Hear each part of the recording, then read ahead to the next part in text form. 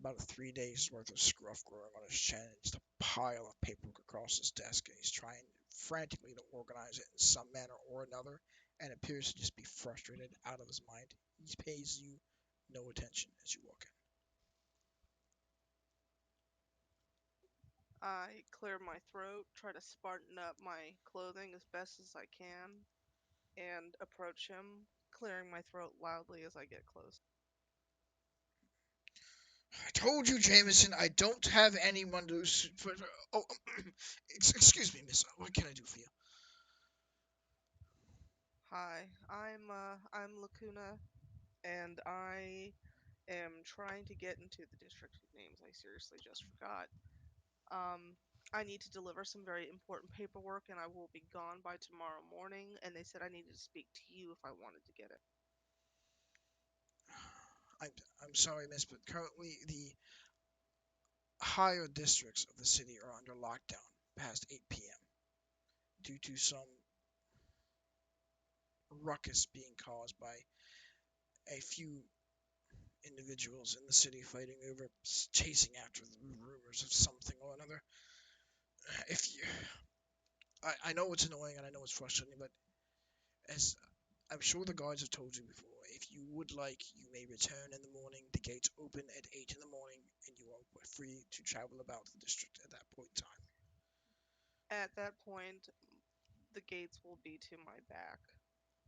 I am here on important business for my family. I am quite sorry, and I am trying to find the best way to do this in a way that pleases everyone.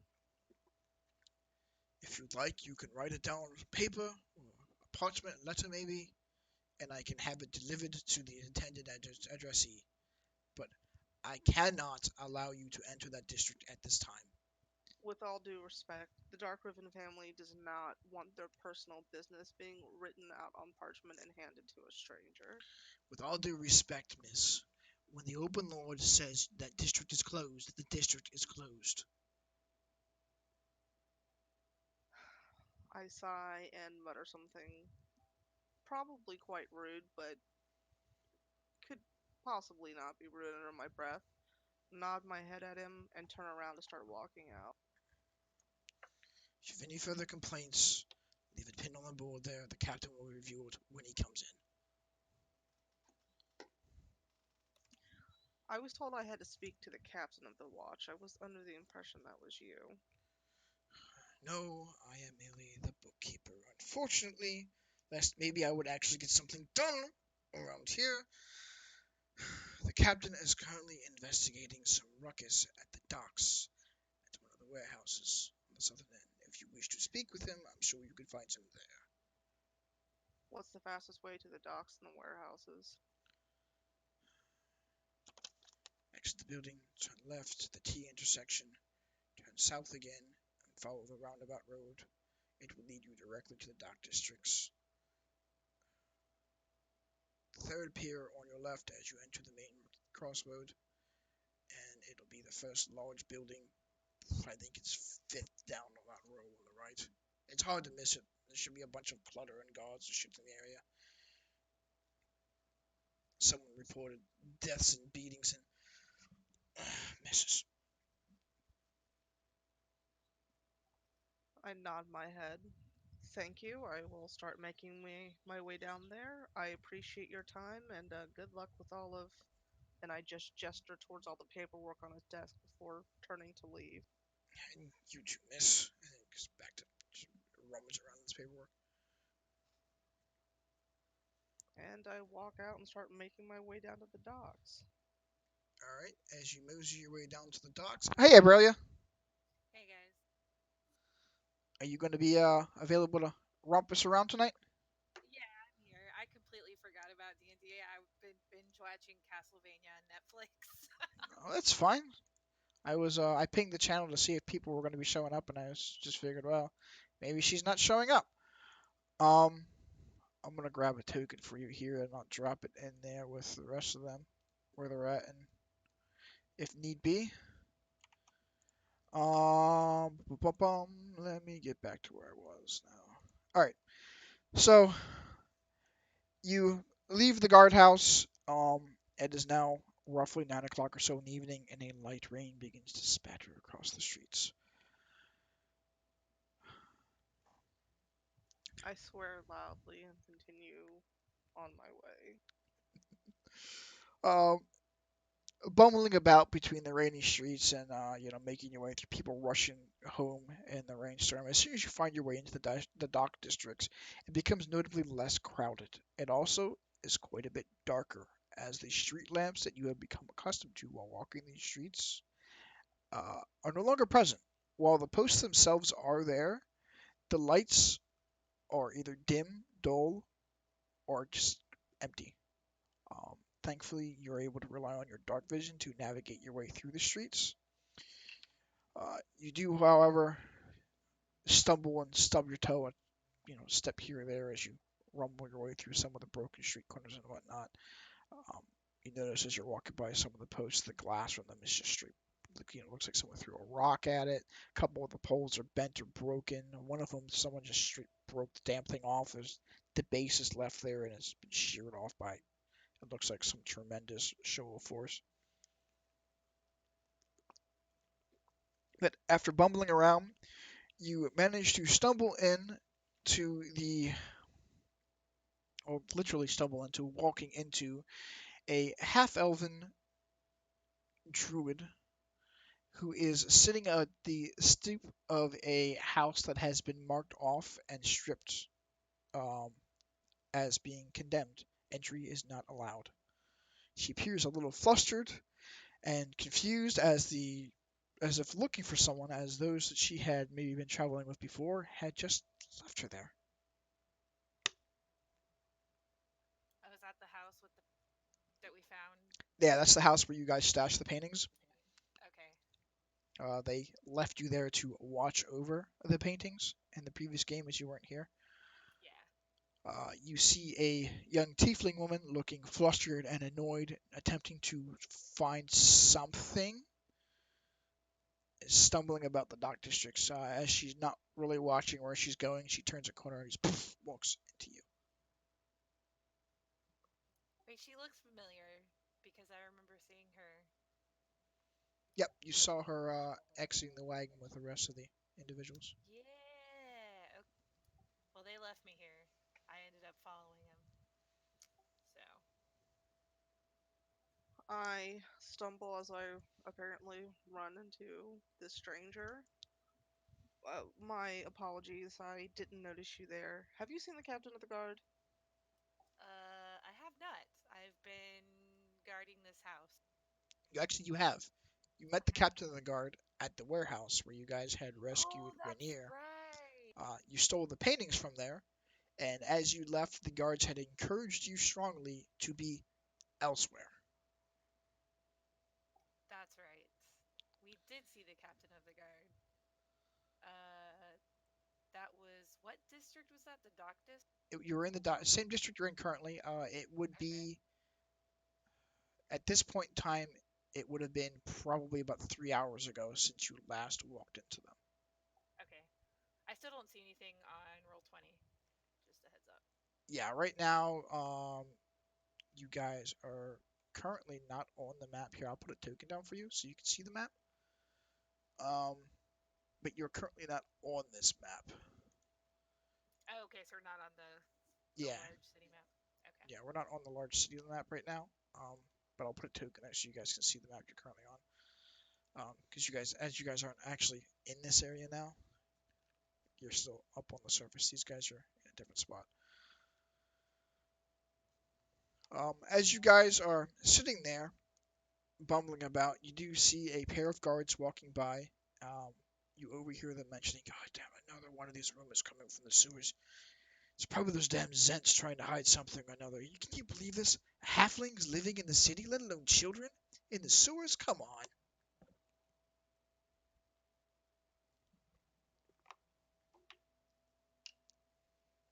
I look around to see if there's anyone else I can ask for the captain of the guard.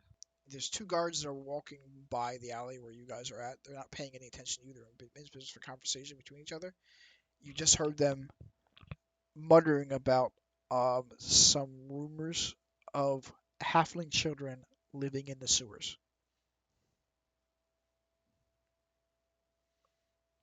Excuse me, guards. What are you doing over there? This area is quarantined. You should not be in this area. Clearly, I'm standing. I'm looking for the captain of the guard. Can you please direct him to? He just went to report an incident to the Open Lord. He's not going to be available likely until tomorrow at some point.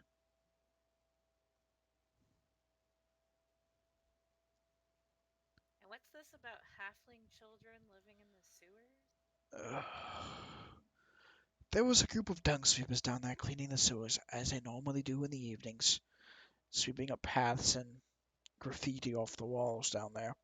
And evidently, from what they're telling us, there was a halfling child wearing the decapitated head of a rather large crocodile watching around the sewers asking if they had seen his father.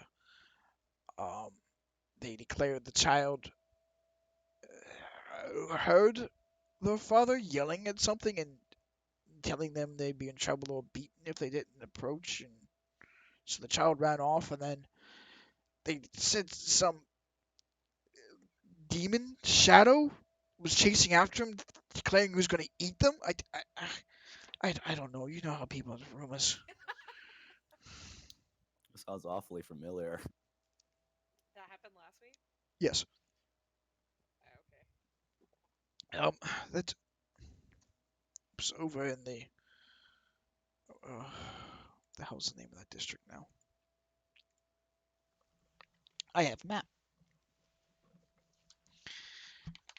Let me get my map. It was over in the North Ward near the Sword Maiden.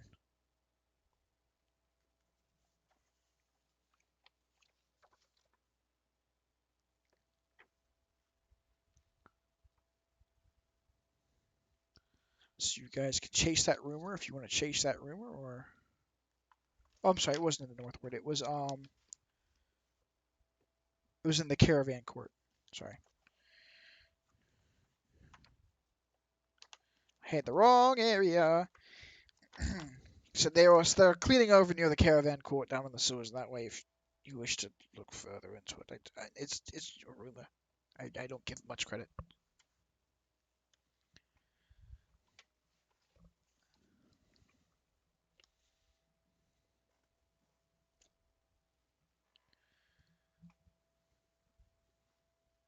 Well, if we follow trouble, we're bound to run into the captain of the guard. If you're still looking for him. I raise my eyes to the skies and wonder how the hell I keep meeting these people. All right, let's go. Do you need light or anything? No. You lead the way. Thankfully, you now find yourself in the company of someone who seems to be well accustomed to the city. And a period of about 30 minutes or so walking there, you find yourselves in the middle of a large open trade bazaar with a series of now closed and shuttered caravans and stalls that would have once held goods. It is now roughly 10 o'clock in the evening. The light rain continues to fall upon you.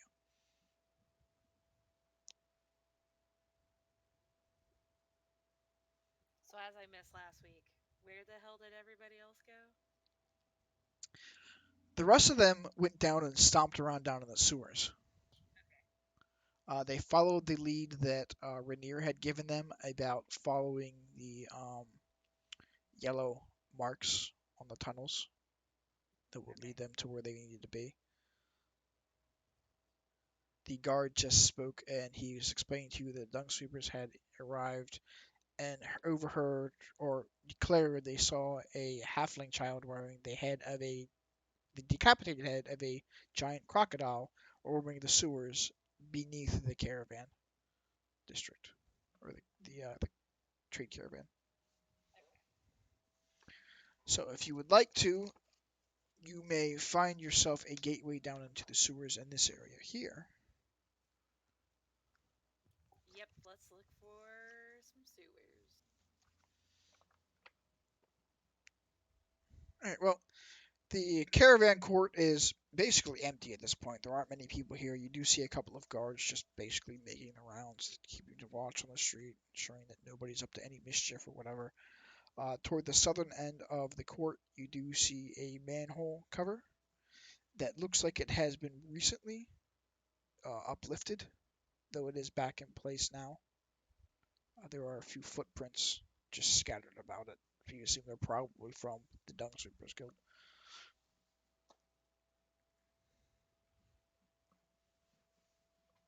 Well, that looks like good enough, if any, shithole to jump in. So, I'll go All ahead and right. make. I need one of you or both of you to make a strength check to see if you can move this lid. Oh, fun times. Let me pull up my character sheet.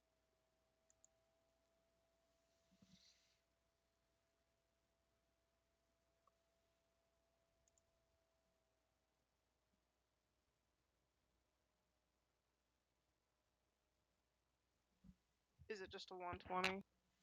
Yep, just for you, it's just going to be a d20. You don't have any strength modifiers. Do you have any tools or equipment on you that may help you get in? Doesn't look like you do. Why do you have so many suits of scale mail on you? A 9.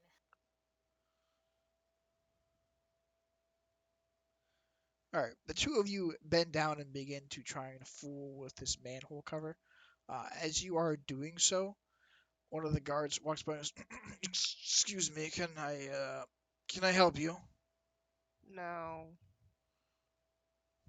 I just give him a dirty look. What What are you trying to do here then? Stuff.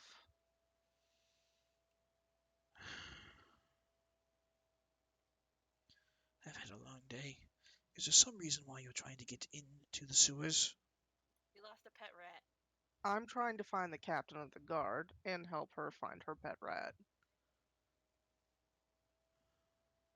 What makes you think the Why? rat's going to be in the sewers? Because it's a rat. How Roll a, did you get your job, sir? roll a persuasion check at disadvantage now. Do I? Make a persuasion check at disadvantage. So you need to roll twice and take the lower of the two. Oh, God.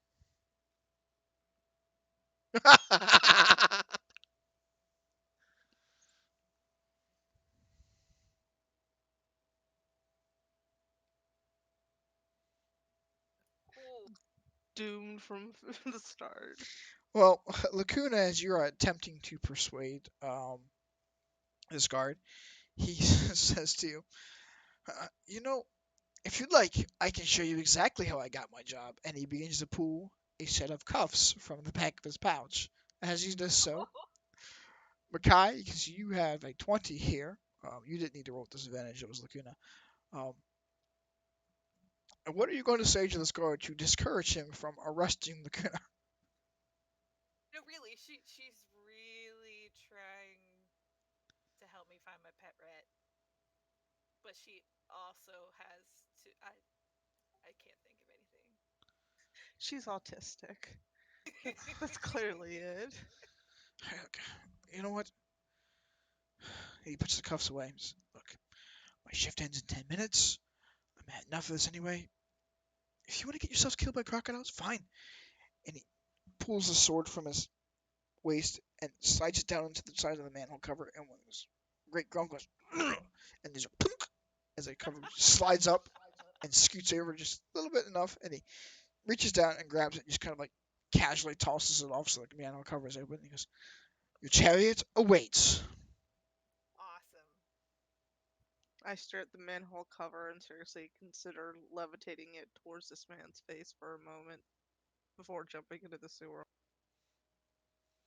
As the two of you, are you jumping into the sewers or are you going down the ladder? I'm jumping because I am feeling weirdly impulsive tonight. And you Oh should make lord. an acrobatics check. She has no idea what she's in for. No.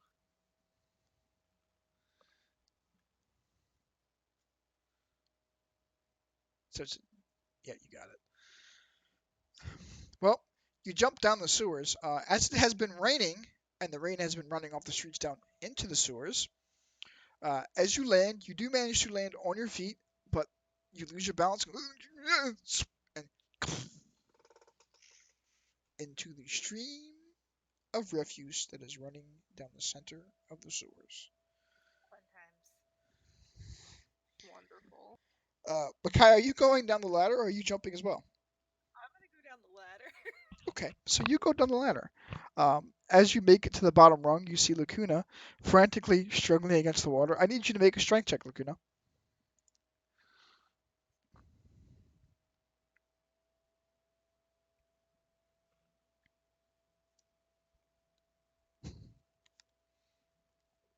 The current is washing her downstream. Can I throw her a rope? Yes, you may. I'm gonna throw her a rope. All right. Lacuna, as you break the surface and you're frantically trying to maintain your momentum and fight against the current, a rope slowly drifts its way down toward you. It's easily within arm reach.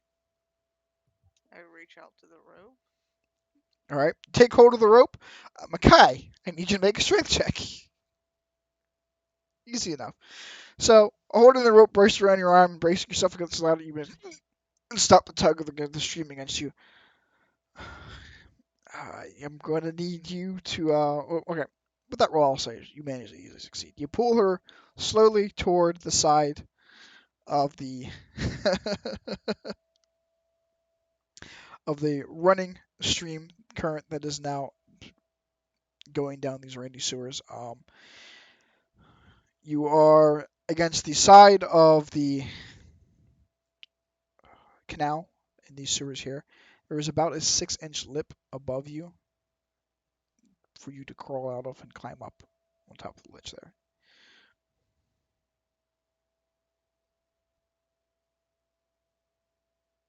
Lakrina. I scramble up. Alrighty. You are now soaked. You don't smell too good anymore, but you are standing, or rather sitting, on the edge of about a 2-foot wide concrete pathway in the sewers. As you Drown in poo. as you get yourself back up top and settle down outside of the water, you hear a thump as the sewer cover settles back into place. That motherfucker. Did you happen to catch that guy's name? No, all I know is his shift was about to end. I'll seek vengeance later then.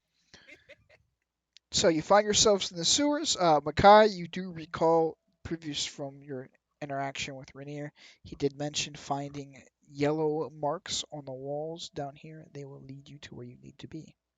Okay. Do I see any currently? Or Roll a perception check.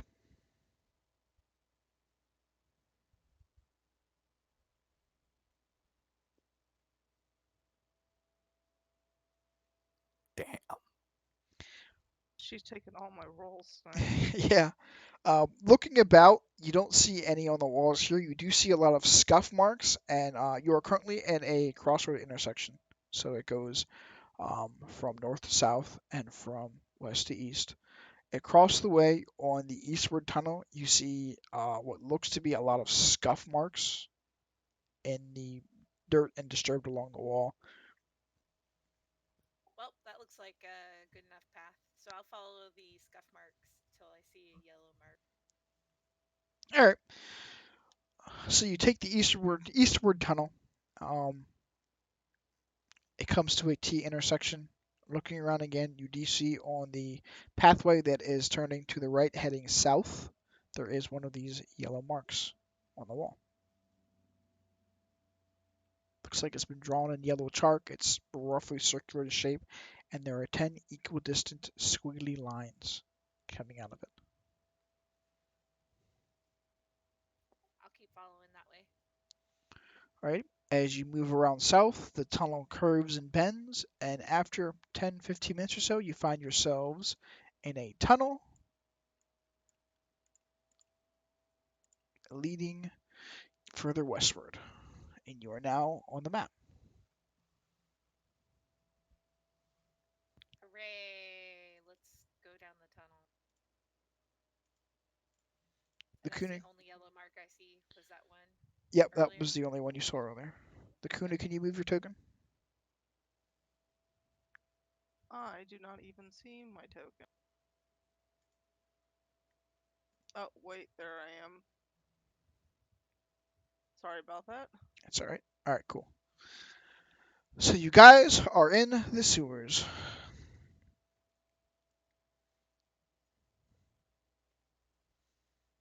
You managed to find your way here.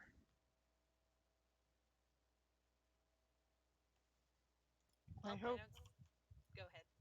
Said I hope you're right about the captain of the guard being here.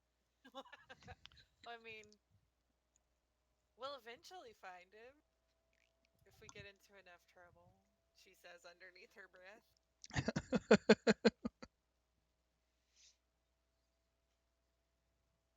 I'm gonna keep following the tunnel. Sure enough.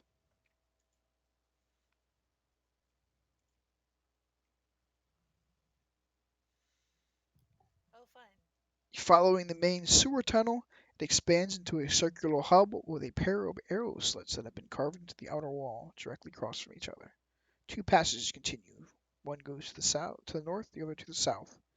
A stone door that is slightly ajar rests atop the back wall of a stone ledge that is on the western side of the southern path. So down yard. Do I see any more, like, scuff marks or yellow marks or. Nope. Hmm. You see, there are a bunch of um, looks like footprints. Um, maybe there might have been a struggle at some point closer to this door here, as it is. Well, sitting slightly ajar, you do see that there are some slight cracks in the door itself, almost as if someone tried to kick it down.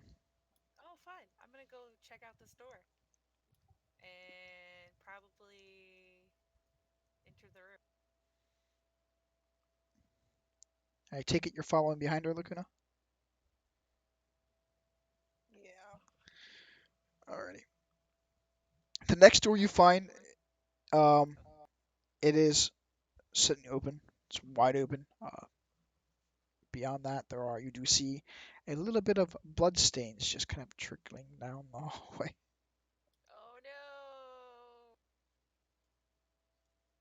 I think I lost her. The edit token thing keeps popping up on my screen for some reason. So Whoa, why is it doing that? Okay, that wasn't good. There you go.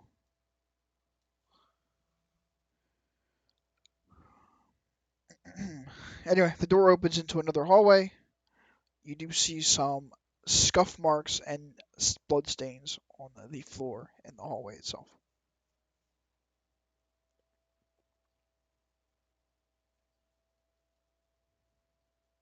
that's reassuring.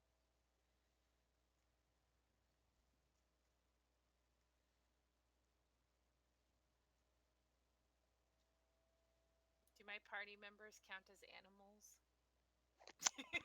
No, they don't count as animals, I'm sorry. Damn it.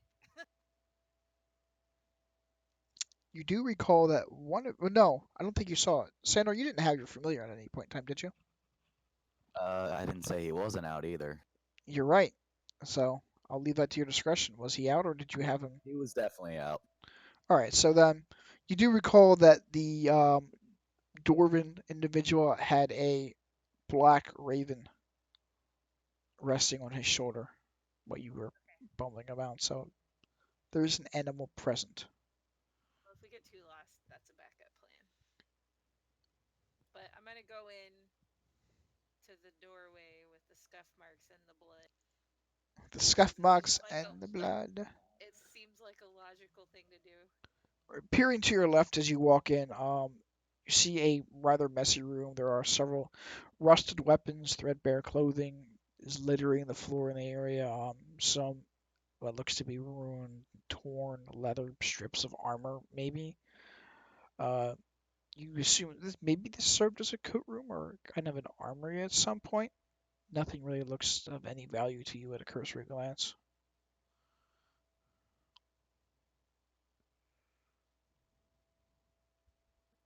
Oh, hey, that's a dead thing.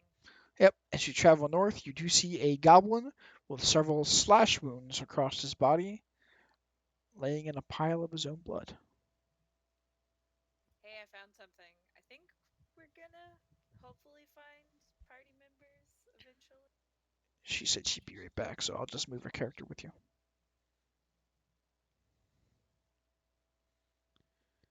Is this just a little room?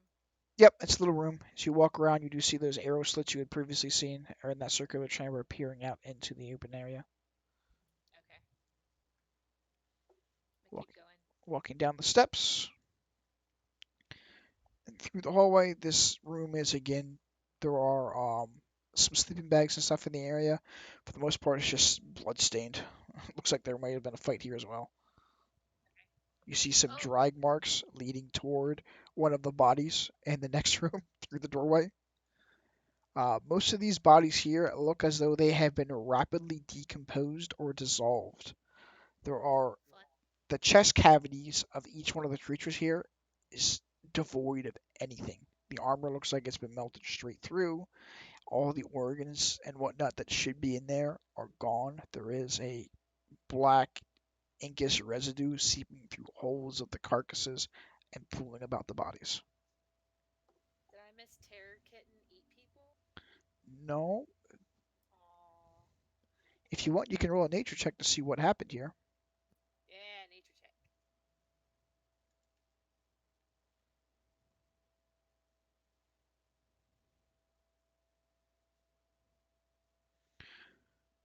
Woohoo, 17. Uh, Investigating the bodies, judging the wounds, and looking about the weapons that they had, you would presume they were holding or attempted to use. They are rusted and dissolved to a point where they are just fragile little flakes. I mean, just trying to pick one of them up, it snaps in half from under its own weight. It crumbles to dust in your hands. This is clearly the work of some sort of ooze. Ew. Okay.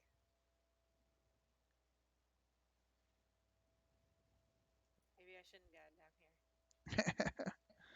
Stepping into that room up there to the north, it looks as though it was probably a latrine of some sort.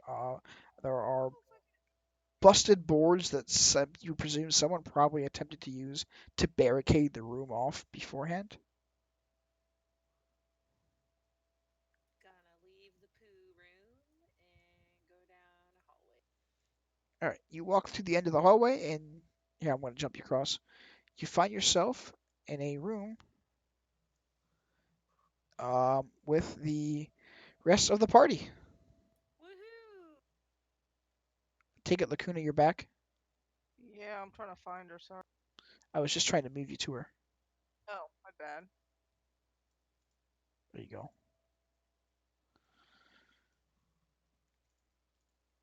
I'm kind of dozing off, so I don't immediately notice them. So You guys throw a hell of a party. you find yourself in a large open room. There are threadbare curtains hanging along the eastern wall, presumably toward maybe some other rooms from what you can catch a glimpse of it. There is a male human with some wavy red blonde hair resting against the wall, holding a what looks to be a rapier, though it's made of solid ice, um, tentatively in his grasp, and he's just looking about, wary of anyone approaching. The people you had previously traveled with, the dwarven individual is leaning against the wall and just kind of like softly dozing. The dark elf is standing toward the southern end of the hall, keeping a wary watch, paying special attention to a pair of doors on the western side of the room. He notices you approach and just kind of nods his head at you, but doesn't say anything. There is a hobgoblin in the middle of the room here with what looks to be the dismembered pieces of a goblin shoved into his mouth.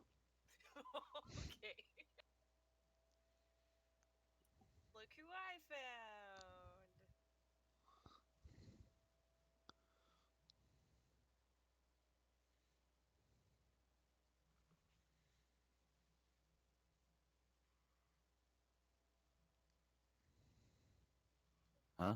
Oh. Oh, hey. Sup, nerds? You left me? It'd been 5 minutes since we killed something, so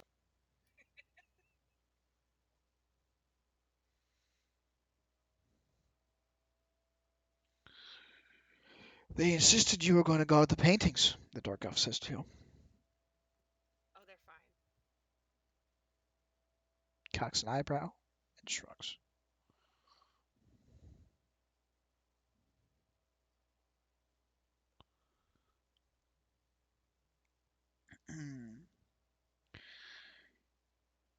The human individual just kind of like takes a step away from you and backs away just a step. He has the weapon, though it's not drawn and pointed toward you, it is at the ready, as if he's So, unsure of you. who's that dude?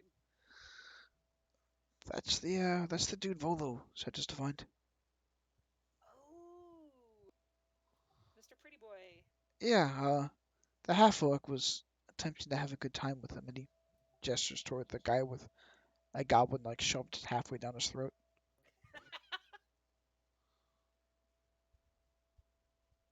Sando said he was hungry. I'm a dwarf of my word,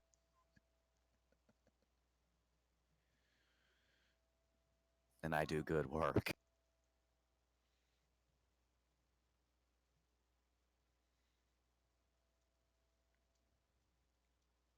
Mm, there you are.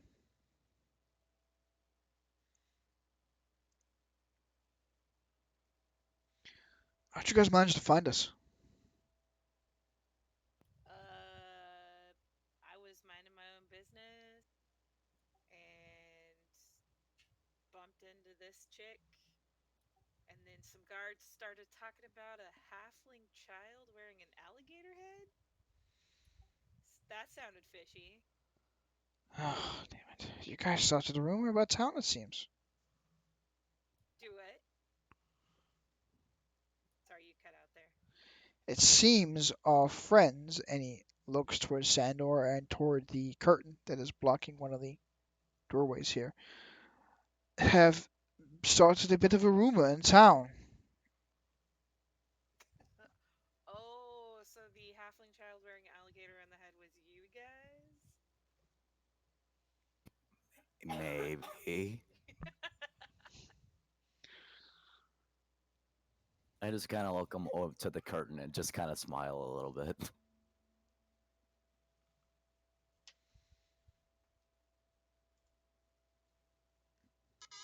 Whoa, bad phone.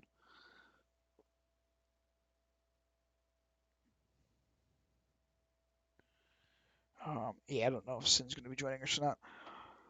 He said he might be late if you had it all.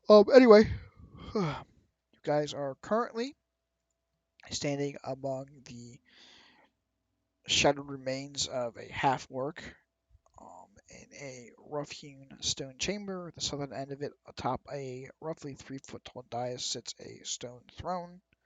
There are a pair of doors to the west of you.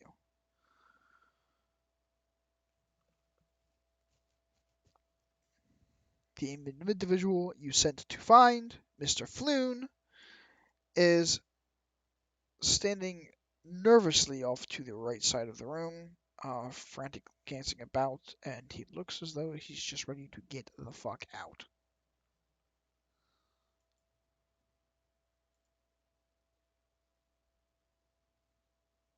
So our options are either to try and go further or just go back.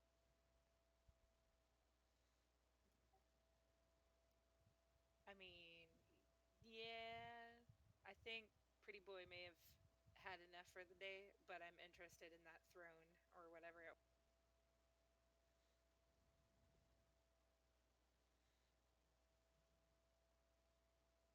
You gonna go investigate the throne then? It's down yard to the south on top of this little platform. Yeah, I'm gonna take a look at it. Alrighty, make an investigation check for me. Investigation. Okay.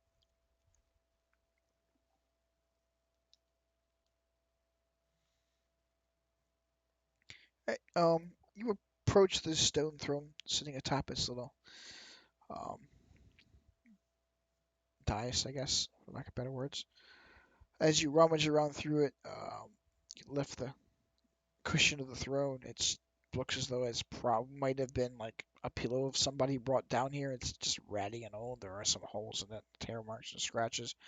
There's a little bit of slime on the underside of it. Kind of sticks a bit and has this like sticky, gooey feeling as you lift it. Yo. You set that back down and rummage around. As you reach around, you look behind the throne, and there is a cubby at the base behind the throne. Sitting inside of it is a small wooden box. I found a thing. I'm not gonna touch it. Anybody want to touch it? I'll open it. Easy enough. You reached out and then you pull out. It's a small wooden chest. There's no lock on it. You crack it open. Two healing potions among a handful or so of coin that's in there. It totals to about 16 gold. There's some silver and copper in there as well if you want to count that out. Okay, okay. So, counting the coins out, there were 82 silver pieces in here and 250 copper pieces, in addition to 16 gold and two healing potions. I'll take one of the healing potions and I'll let everyone else decide what they want to do with it. Oh, I don't need a healing potion, so if you guys want to split them.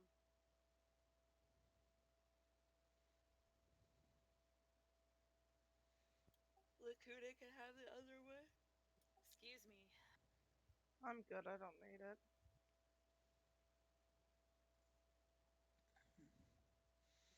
Then you get both. Mega. Huzzah! Sandor acquires two healing potions. You guys can decide what you want to do with the 16 gold, 82 silver, and 250 copper.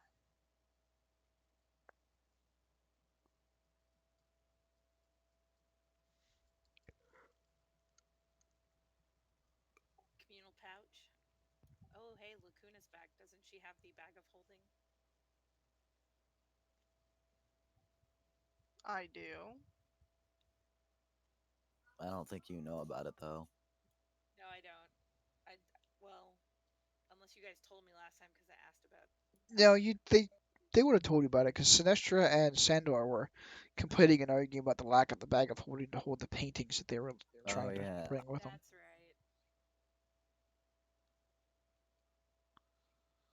So yeah, you would be aware of her bag of holding.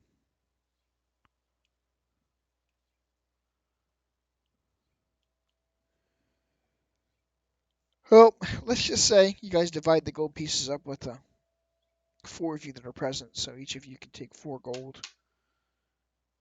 Um, say 20 silver pieces each and 75 copper pieces each.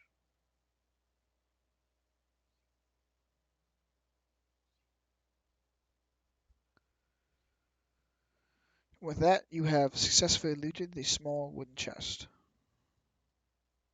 You find nothing else of interest among this stone throne.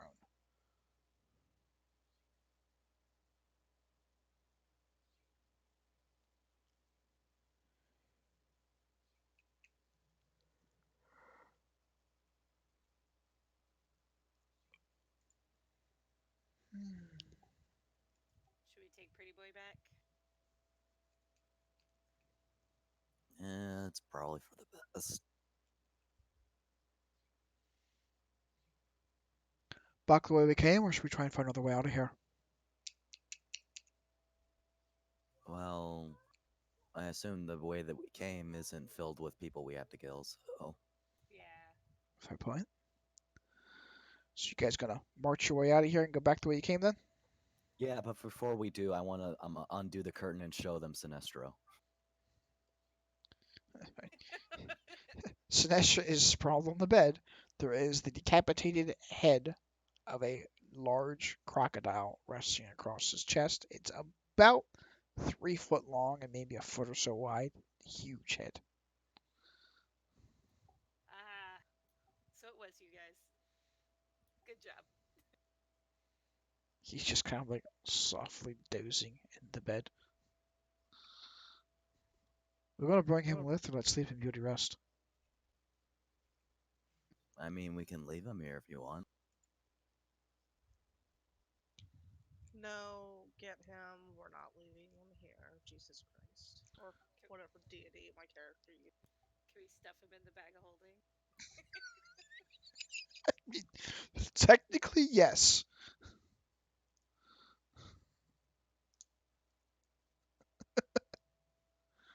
We are not putting him in the bag of holding. Sandor, come here. Just pick him up. Drag him. I don't care. But it would be funny. I assume that he's floating. Yes, he's just floating there, like 3 inches or so off the bed. I'm gonna take a rope and tie it around him and just drag his floating body. Like a people balloon. Basically, yes. So you tie the rope around his waist, his foot, what? Around his His waist. knees. Tie it around his knees so he can't fit. All right, so you tie the rope around his waist, and you just slowly coast him out of there. As you wheel him around and you bring him toward this little doorway here. There's a slight as his head bounces off the corner of the wall. I'll adjust it to his feet then. All right, so you move the rope down to his feet. You begin to pull him, walking toward the steps, walking up. As you walk up the steps, you're as his head hits the steps. I shrug and keep on going. He's now just kind of dragging along the floor here. You tried.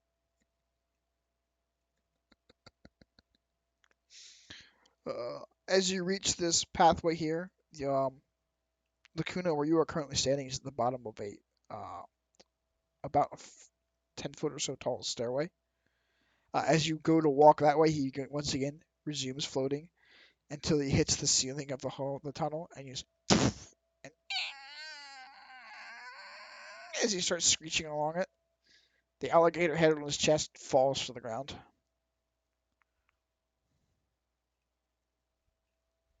Do I Why do I notice it fall on the ground? why do Yes. I travel with these guys again? I'll grab the crocodile head. All right, you have the crocodile head then. As you guys begin walking down the hallway, Zero taps Flynn on the shoulder. Let's get out of here.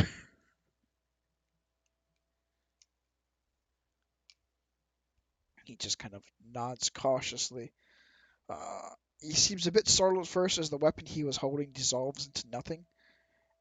And then looking around, the weapons that Zero were holding of the same make again dissolve into nothing, and he continues following him out. Sandor, go ahead. What were you gonna say?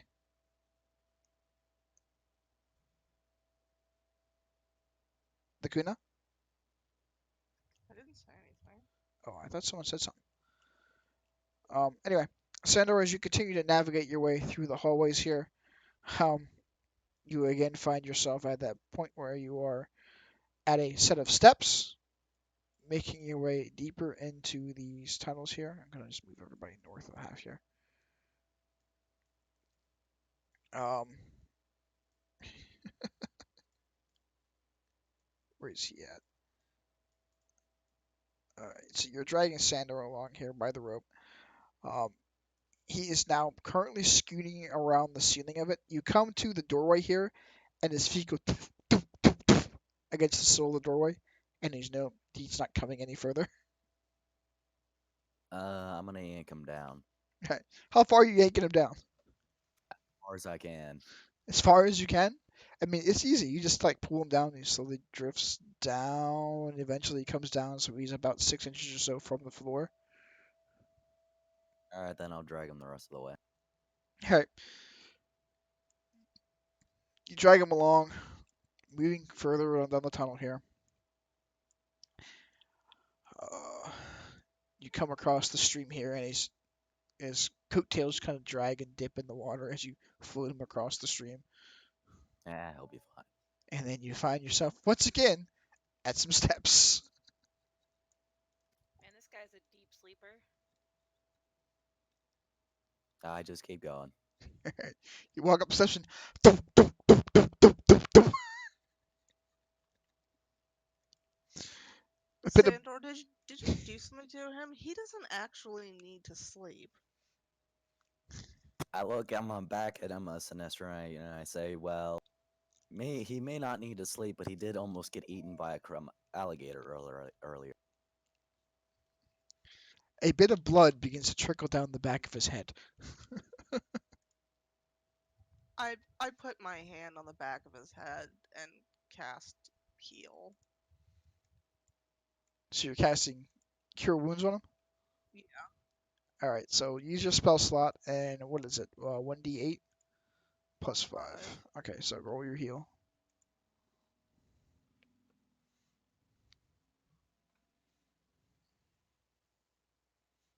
He heals 10 hit points. The wound on the back of his head closes slightly.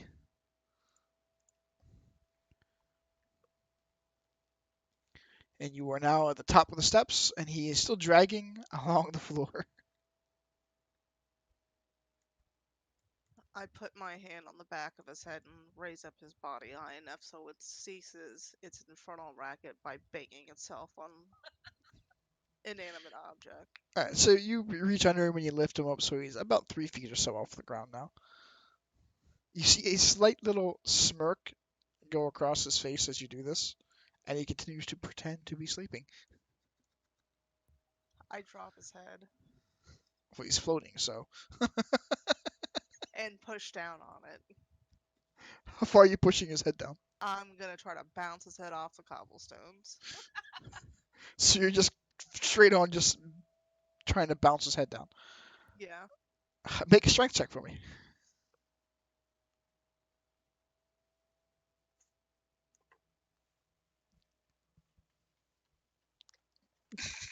There's my roll for the fucking night. Where's my d20 at?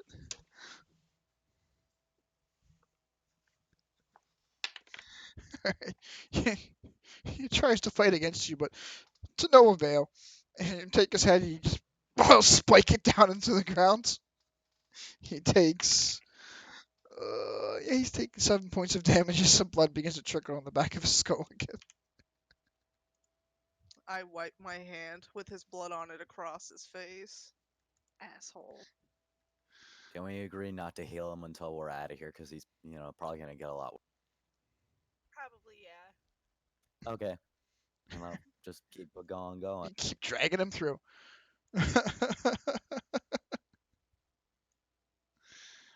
You find yourself now at the intersection with the stream of sewage at a faster rate than it was the last time you were here. Huh. I'll activate my ring so that I'm floating a little bit above it, and I'll keep on going. Alrighty. Making sure that I'm higher than where I'm sin is. Alright, so you're like I said before, the tunnels here, they're maybe 7 foot high total. They're not very tall tunnels. The water's about 6 inches. Well, no, it's probably close to a foot deep now because of the rainwaters. It's beginning to lap up onto this little stone ledge here that you was previously had about 6 inches or so clear between the water itself now, and you do see and hear the soft sound of raindrops pattering on the street above, and every now and then falling through some grates that are looking down or that are overhead of this the sewer stream where you're at currently. Oh, wonderful. It's raining too. Well, some of us could use a bath. You're right. And I start dragging him a Sinestro through the sewage.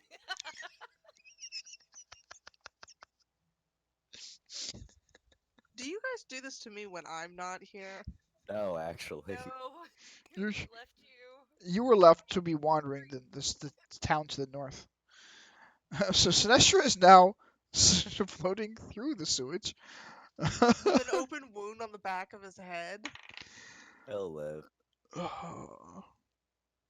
Begins to cough a little bit. I kind of sigh and I come all float back over to him and I kind of yank him out of the sewage just enough so that he can breathe easier and just go back to pull. So the back of it is still like dipping in and out of the water as it Yeah. you float by. All right. With a sigh, Zero steps into the water, mumbling about the fine leather boots he has, getting ruined by sewage. Floon follows him. You don't grumble. You were the one who decided to come down here. Bringing Lacuna down so she's in line with the rest of the people here.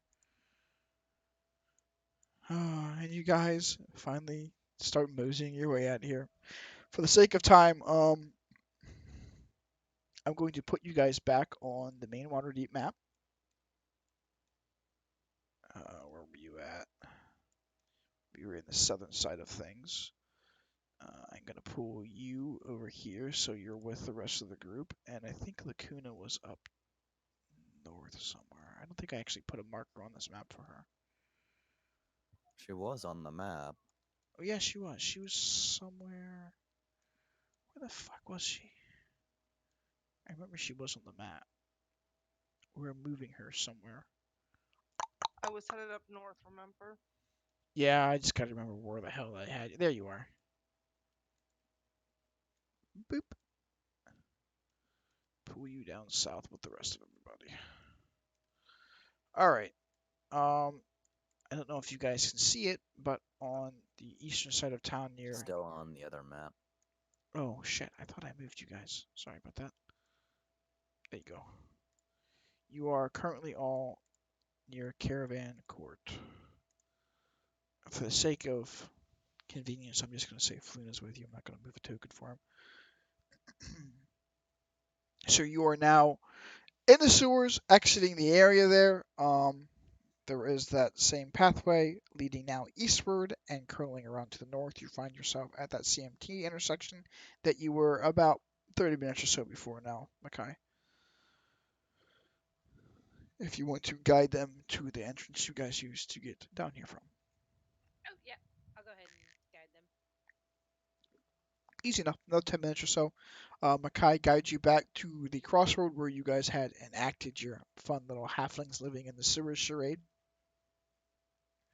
And points to a ladder leading up to the surface with a manhole cover set atop of it.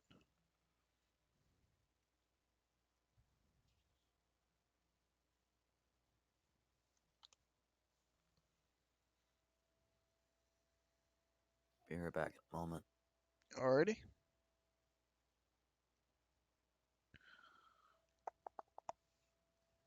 We'll give him a minute to get back.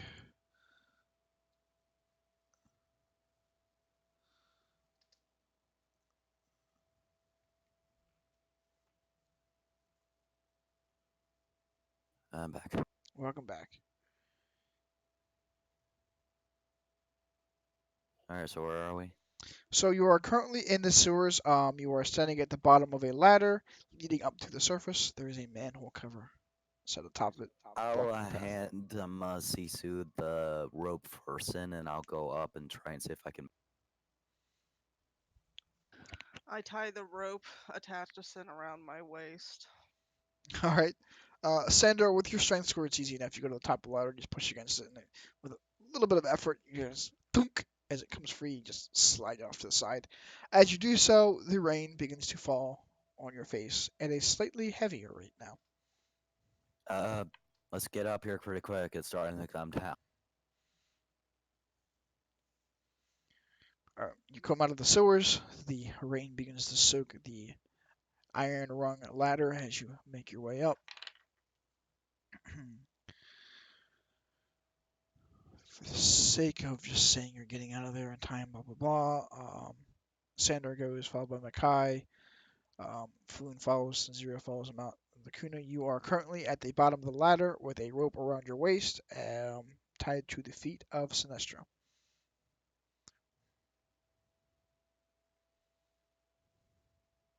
And I try to make my way up the ladder. All right, so you make your way up the ladder. You get to the top of the ladder, and the rope becomes taut and begins to slowly drag Sinestro with you as you come up. You come out of the hole, and the rope itself, still tied to his feet, goes taut again as you feel a tug against it, and he's like, oh, oh. I'll grab the rope and yank really, really, really hard. Strength check. Do do do do do do do. +5. Oh, days. Oh. So add 5 to that brings you to 14. So you yank the rope and go, and there's a snap, and a oh, why? And his feet are now out of the hole. The rope is broken, and the rest of his body is still down in the hole. I'll reach down and grab the rest of him and yank him out of the hole. Are you going to be gentle about this? No. Make another strength check. +5. You grab his legs, tie them together, and just yank up, and you hear a and tunk, and you are now holding an upside down Sinestra, whose head is just kind of like stuck down in the hole.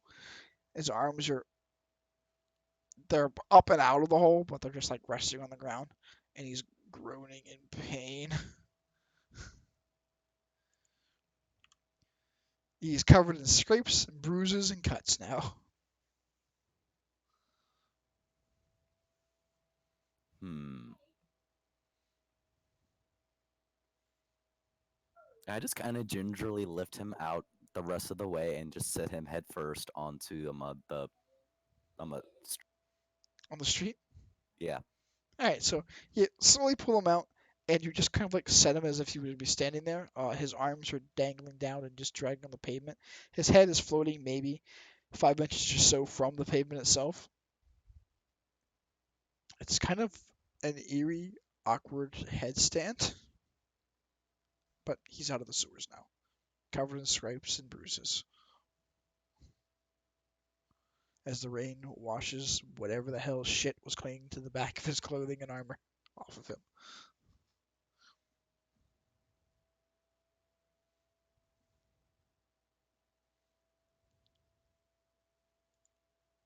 Well, I guess we should probably get out of the rain. Yep. I'll take the rope and reattach it to Sinestro so that he stays like this while we're moving. Okay, so you untie it from his. Well, no, the rope broke, so there was the string that you had tied around his feet with the force you were tugging. It came off of his feet and snapped in the process of doing it. So a length of the rope is now down in the sewers, probably about 7 feet or so of it. Between what's tied currently around Lacuna's waist, there is maybe, I want to say, about 32 feet of rope that is just dangling and laying in the rain. Miss Lacuna, may I have the rope back? No. Okay. And then I'll kind of walk over to Sinestro and push him towards her. Have fun.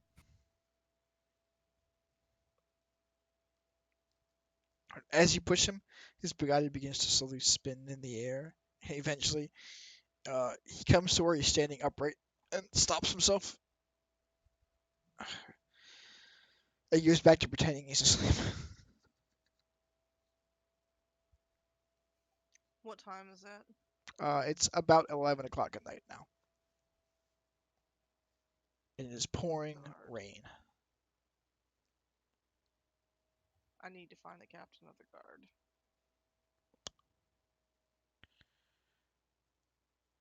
Uh, Would I remember of seeing someone that might have been the captain of the guard?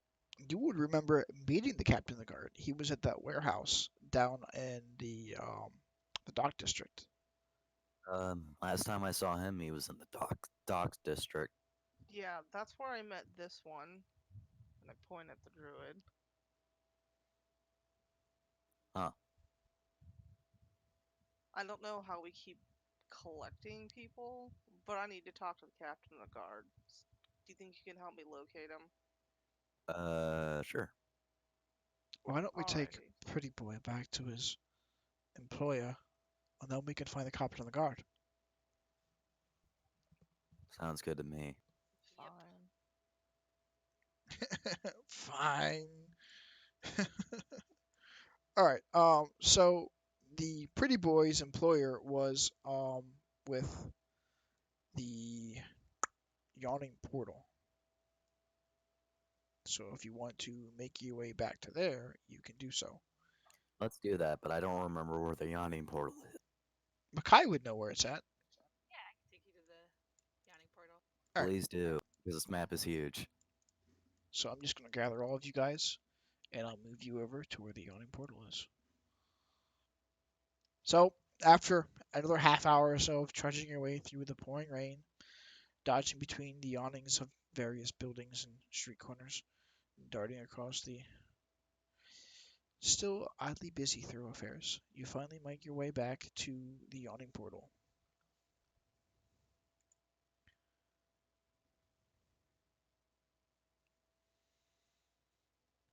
Oh, and beware, Lacuna. Last time we were here, we encountered a giant troll. Yeah, it came out of the well in the middle of the inn, so don't try and fall in it. I look over Sinestro. Is it hungry? It's probably dead. Well, uh, I just kind of shut up.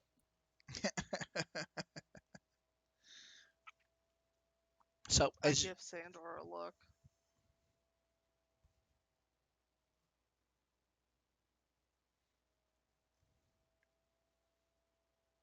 okay. So with that, you guys enter the yawning portal. As you enter, you spot the rotund gentleman identified himself previously as Volo, who is shrinking alone, anxiously awaiting news of Floon. When you step in, he springs up and runs to embrace the five of you in a large hug, pulling you uncomfortably close to one another. As soon and then pulls Floon away from you, embraces him in a big hug, and seems quite grateful that he's back. After a few minutes, he turns to you all and gives you a sheepish look and says, "Look, I confess I have few coins to spare, but never let it be said that Vola reneges on his promise. Allow me to present you with something more valuable than the coin I presented before." And he pulls a scroll tube out of his pocket. "This is the deed for a property here in town. Yes, in Waterdeep itself. We'll need to go to the magistrate to have them witness the transfer of the ownership, and I can arrange a meeting for you with someone to inspect the property in the morning. If you deem it satisfactory, it'll be yours." Uh, uh, Sweet. since I already have to do some stuff with the magistrate already, I'll take the scroll and ask, do you know if there's anything wrong with it? He shrugs. "To be perfectly honest, I won it in a card game a couple months back. I've been meaning to clean the place up and return it to working order as it was once a tavern."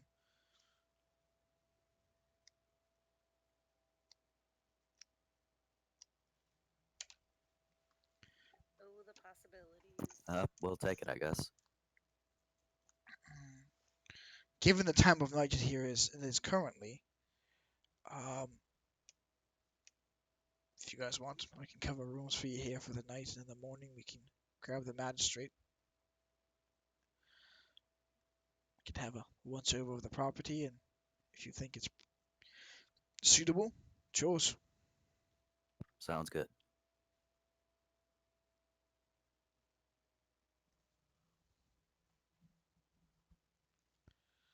Alrighty. So he goes over to Durgan at the bar and mutters something to him. He turns and counts you guys and says something to the guy again.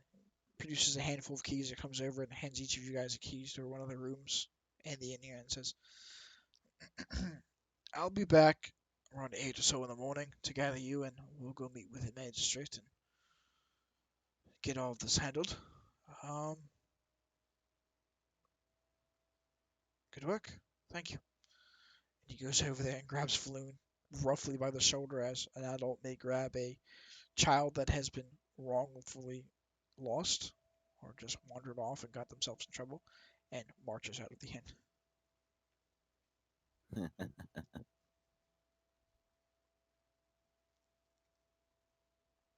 So we can fast forward this to the morning if you want, unless you guys want to do something in the inn here for the evening.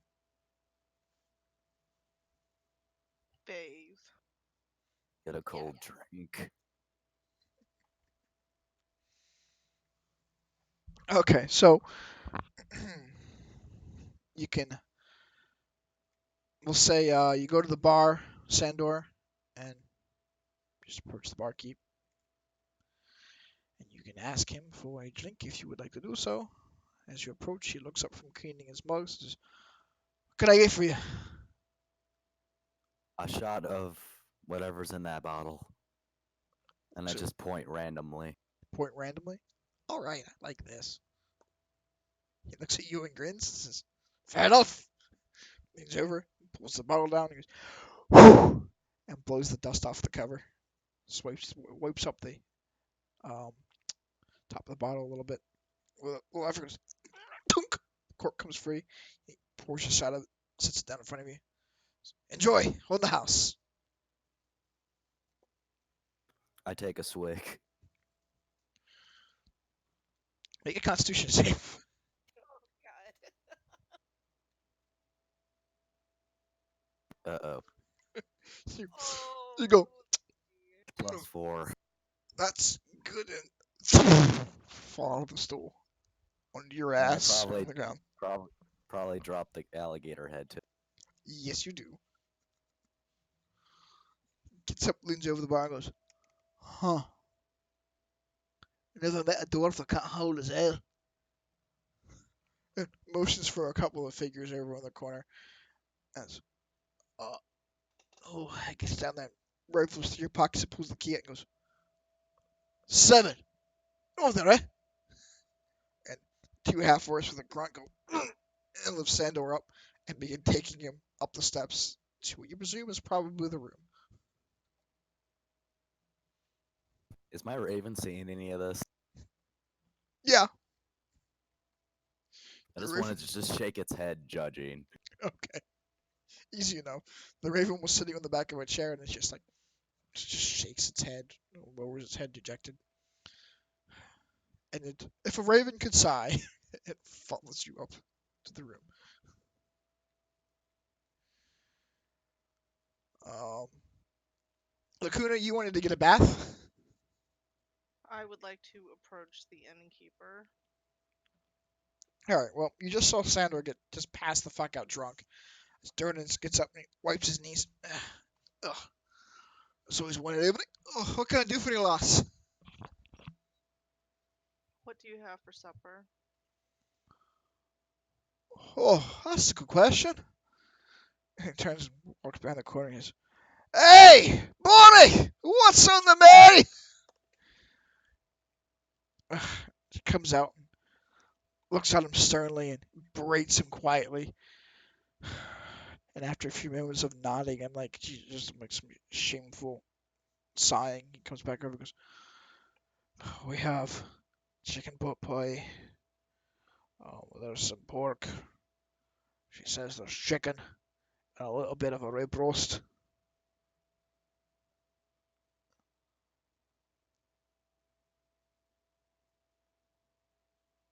I will take a meal of rib roast. If you have any vegetables, I will gladly take them too. And I would like a really hot bath.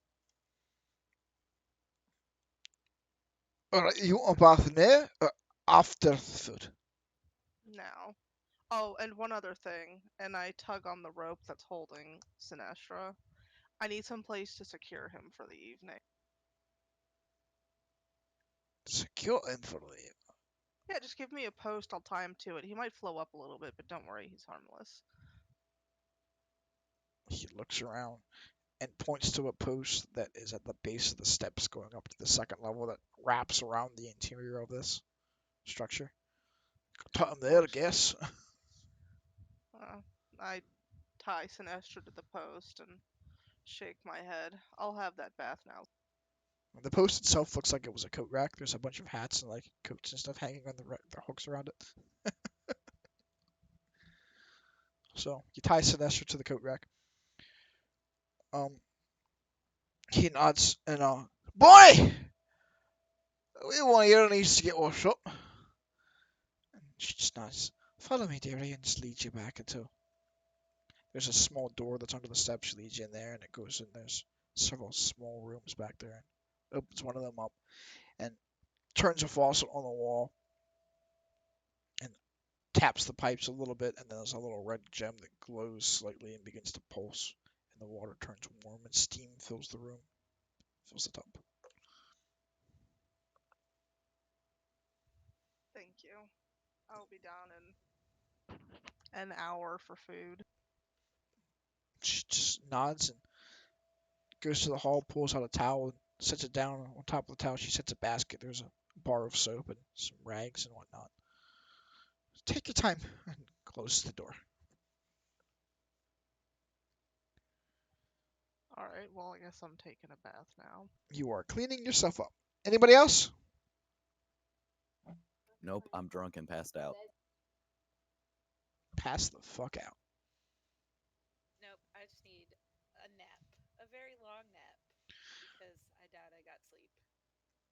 No, you probably didn't. Alrighty, so with that, we'll just say everybody gets a long rest for the evening. Easy enough to do.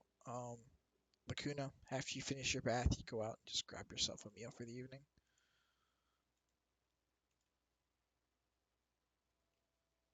Sinestro will get his rest inside the tap room. Early in the morning, before any of you even leave your rooms, Volo enters the establishment and he's waiting for you all sitting at a table at the base of the steps. I'll head downstairs. I come downstairs feeling much better than I did last night.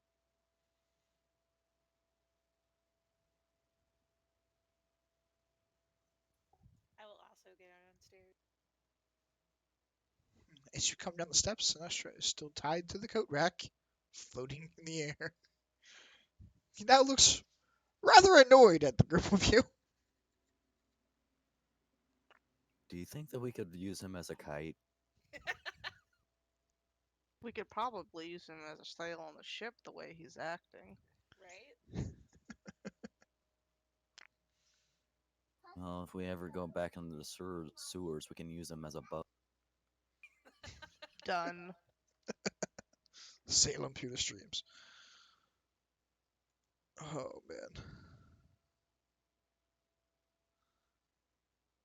Anyway, with that, you guys, Volo looks around at you guys, a little confused, but shrugs nonetheless. All right, let's get going. I have a meeting with the magistrate down in where the fuck she is? She's down on the southern ward. We'll go down there and we'll meet with her. And then I'll take you to Troll Skull Alley, and you guys can investigate the property. All right? All right. Sounds good. Alrighty. With that, as you exit the um, the yawning portal, there is a carriage waiting for you in the street, and a slightly annoyed carriage hand is standing there. He sees Volo pop come out, and he immediately perks up. And he says, "Oh, there you are. Um, you ready to get going?"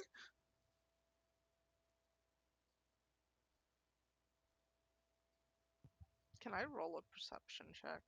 Yes, you may. What are you trying to perceive? If there's something else going on. I don't know, the whole thing seems weird.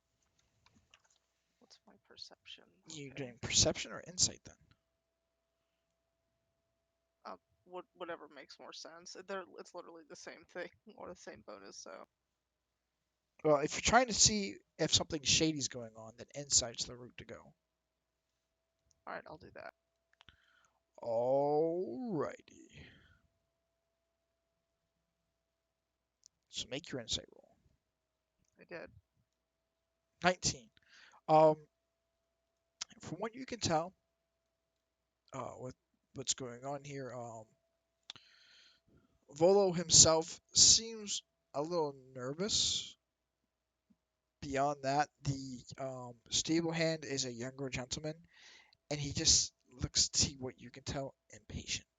You presume from where he's standing, he's probably been left out here waiting for maybe about an hour or so at this point. He's, uneasy, bouncing or leaning from left to right, trying to appear as though he's, been standing there, attention at the ready for somebody to come out, get along his way. Beyond that, nothing really seems to be off about anything. Okay.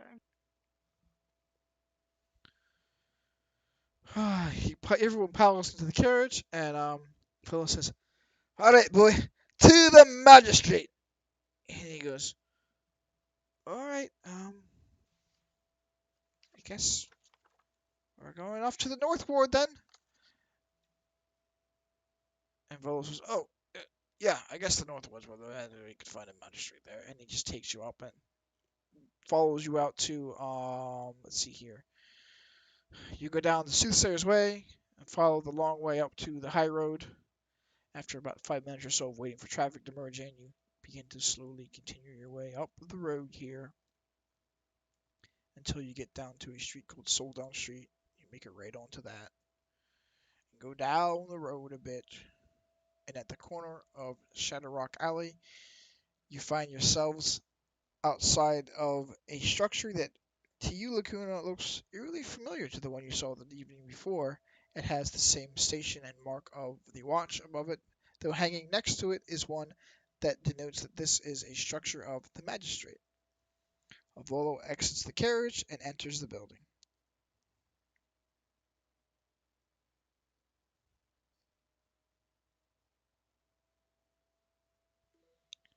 I guess we should follow. Yep.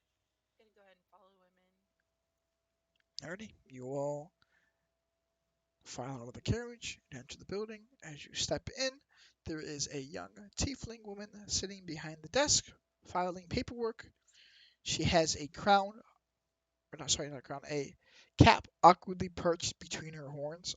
It looks like it's kind of like hanging on one of them, and it's leaning against the other one between her head.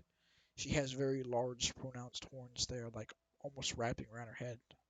It's like kind of a crown, and it's the hat you presume is probably part of the uniform of the station, and she's trying best to accommodate it, though it's not really working out for her.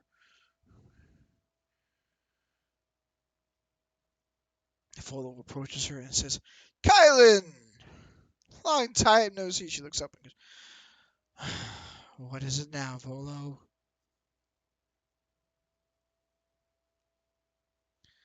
He goes, "Business today, business. I assure you. I, it better be. I don't have any time for any more of your stories, Volo. I just need to do a transfer of ownership of the deed to these individuals." So, yes, yes, of course, of course. And she rummages through her drawers and pulls out paperwork, paperwork, and paperwork, and paperwork, and paperwork, until there's about a 3 inch or so tall stack of paperwork on the desk in front of her. She pulls an inkwell out of the drawer, sits down next to it, and sets a quill down and says, "All right, usual forms filled out in triplicate. Make sure you sign on the deadlines.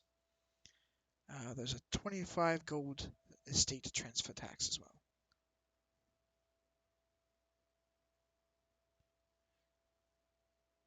I shrug and just lay down the gold down. She swoops up and says, "Thank you," and gives you this little practiced smile and sweeps it down into the drawer.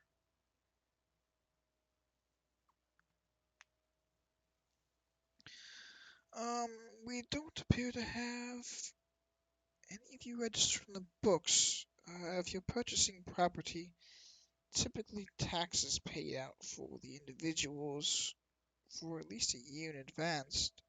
It's 1 gold per month or 10 gold for a year.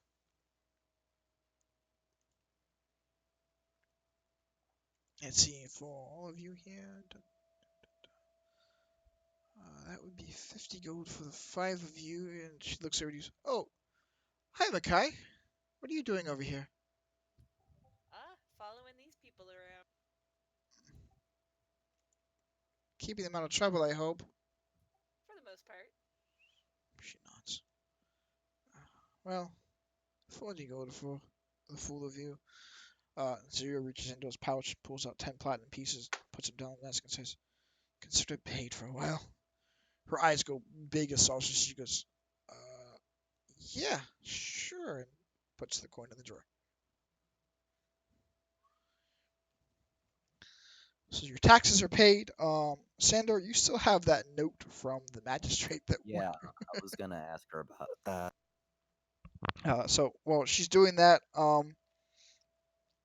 Volo has been filling out the paperwork, and he holds the quill up for somebody. Is anybody going to take the quill? I'll take I'll it. take it. All right. So the both of you reach for it. Sandor, are you going to take it from her, or are you going to let Makai handle the paperwork? I'm gonna go for it. I guess it's whoever reaches it first. Let's do it this way. I'll let Sandor do it since he paid. Fine enough. Sandor, he hands you the quill and says, "I just need you guys to fill out the names of who's going to be living here.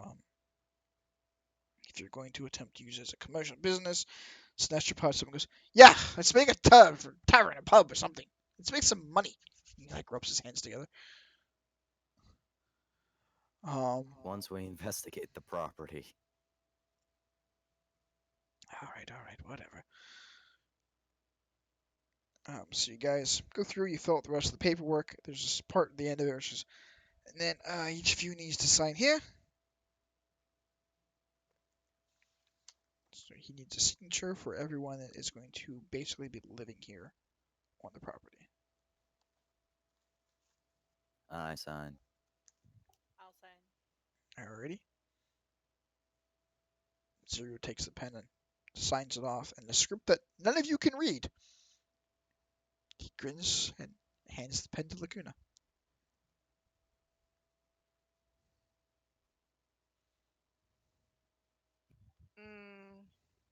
No, thank you. Okay, Laguna is not signing. And with that, Sinestro grabs the pen and eagerly signs as well. So you have 4 of you on the property currently. And Volo takes the paperwork and shuffles it together and says, "All right, why don't we show you the property, and then you can decide if you want to move forward." Sound good? Sounds good. He turns and thanks Kylan for her assistance. She just kind of waves him out of the building. And I'll meet you guys outside. I have one more thing of business to take care of. so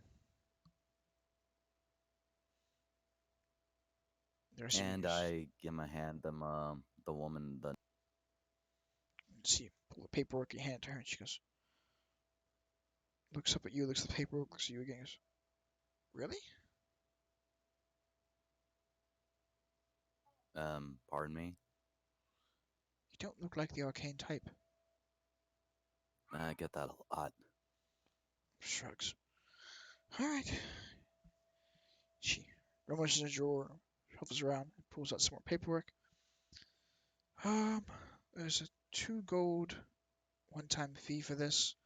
And this paperwork just basically states if there's something tries to burn the town down that you are required, if you are present, to assist in the defense of the town, given your extended skill set. Well, I hope it doesn't involve putting out fires. As long as you don't cause the fires. She looks at you kind of warily. It says the I paperwork. shrug. And she says I'll the fill paperwork out don't the understand. paperwork. Alrighty. Easy enough. It's only a couple of pages. Fill it out, hand it back to her. She just nods and files it away.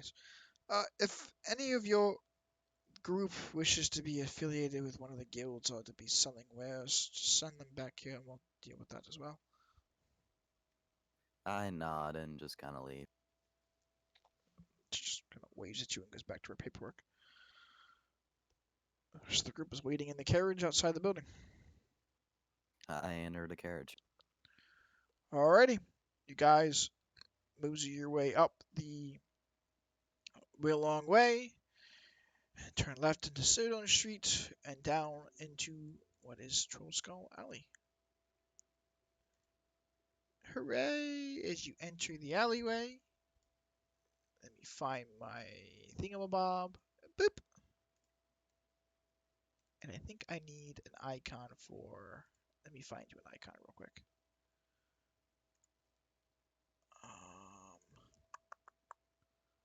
I'll go grab this one here because it's easy.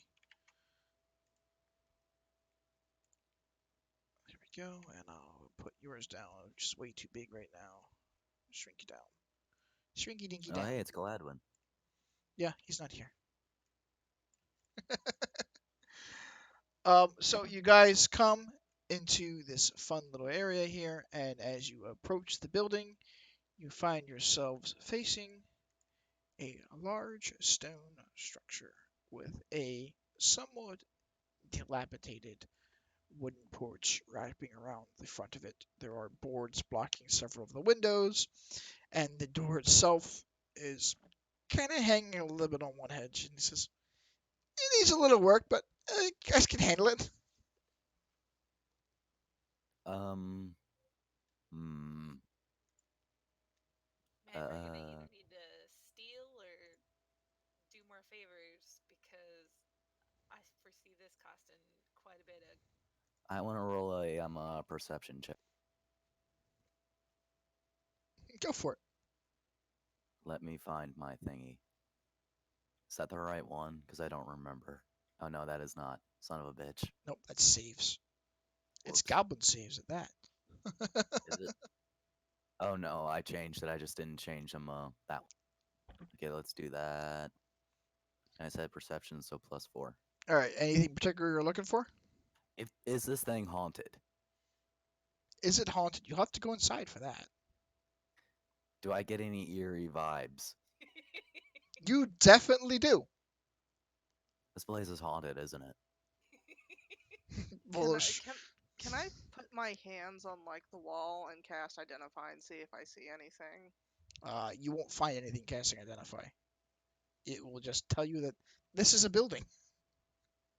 This is indeed a house. Unless it has some sort of magic imbued into it, right? No, what you're looking for is detect magic. Identify identifies an item, properties that an item it possesses. What you do find, if you put your hand on the building and you cast identify, you will discover that this is indeed Troll Skull Manor. It was at one point a grandiose taproom, tavern, and inn.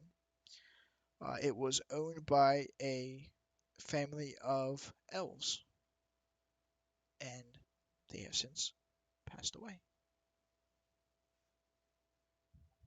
I want to go inside and cast detect magic. Oh, we'll be fine. Let's go inside. Fuck it. Go inside. Volo smiles just kind of sheepishly and says, I'm still casting detect magic once we get inside. Alright, you guys are all inside of El Troll Skull Manor. I'm going to copy these things in case I need to put people down. Hooray, Troll Skull Manor. Oh. Oh, this place is huge. Alright, Yeah. I need to put down Makai. Was that Makai? Damn, he's tiny. Yeah. Makai. There we go. I'll have to fix your size. There you go. Alright, so you guys, as you approach the building, it has a large wraparound porch. There are, like I said before, boards covering several of the windows. The door itself has, there are boards on the door that covering where the windows would have been. But aside from that, you can easily open up and step inside.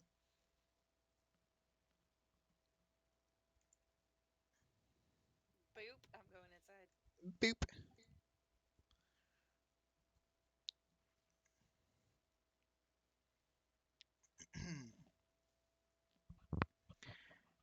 The tavern's tap room is filled with broken furniture, tarnished silverware, caskets of wine that has long since turned to vinegar given its negligence.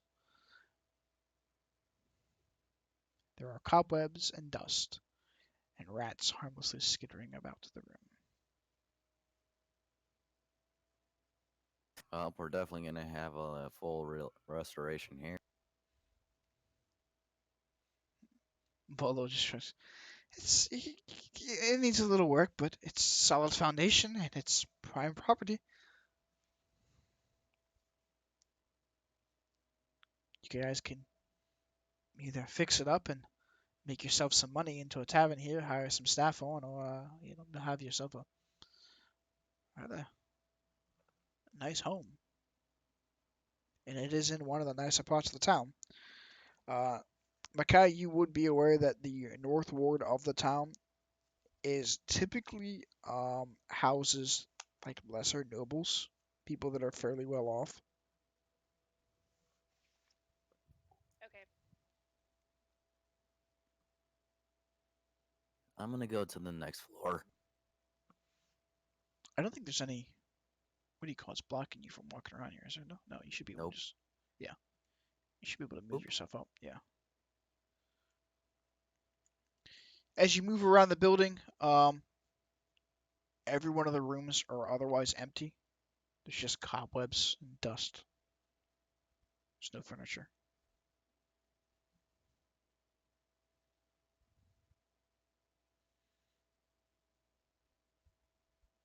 It's a fairly large building, though. Plenty of space for you guys to either spread out or, if you wanted to make a tap room or tavern out of the place, you could definitely do that. I'll head back and say we'll take it. Volo claps his hands, takes your hand, and shakes it excitedly and says, "Excellent, excellent. I'm good to hear. Glad to hear.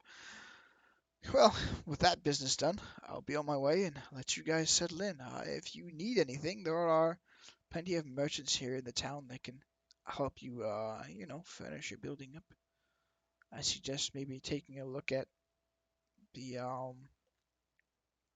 the bent nail outside, around the corner here. There's the steam and steel, and if you want some fancier things, the Corlin's crowns and the apothecary around the area with some doctors and stuff on the line. There's people around you that can help you find what you need. Have a good day. He just goes.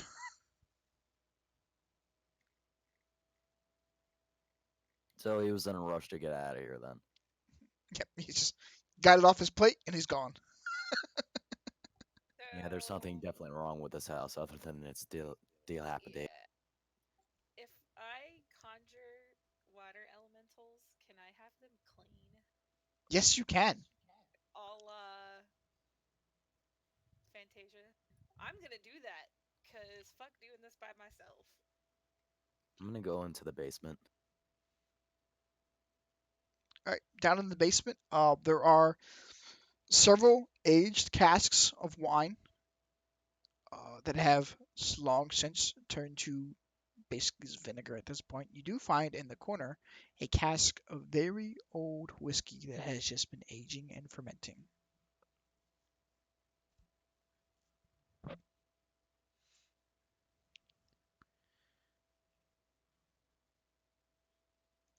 So Makai, you're conjuring water elementals? Yeah, down. They're gonna be down in the tap room cleaning. How many are you conjuring? Um. So it's a fourth level spell. So you can choose to either do one large elemental, two elementals of rating challenge rating one, four elementals of half, or you can do up to eight small water elementals. Fuck it. They're cleaning. 8 small water elementals are gonna be cleaning this damn house. All right, so you conjure the elementals. You don't speak primordial, do you? No, I don't. Okay, so you conjure the elementals with the intent of telling them to clean the tap room.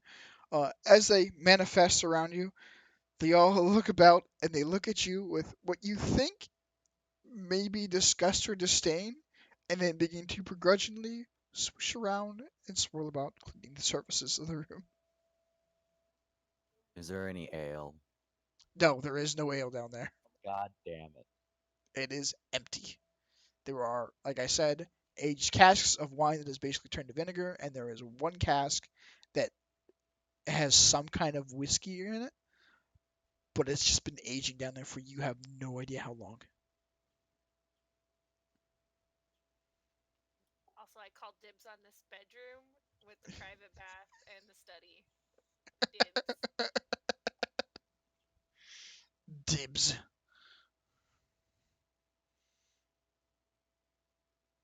I come back up in here and just kind of.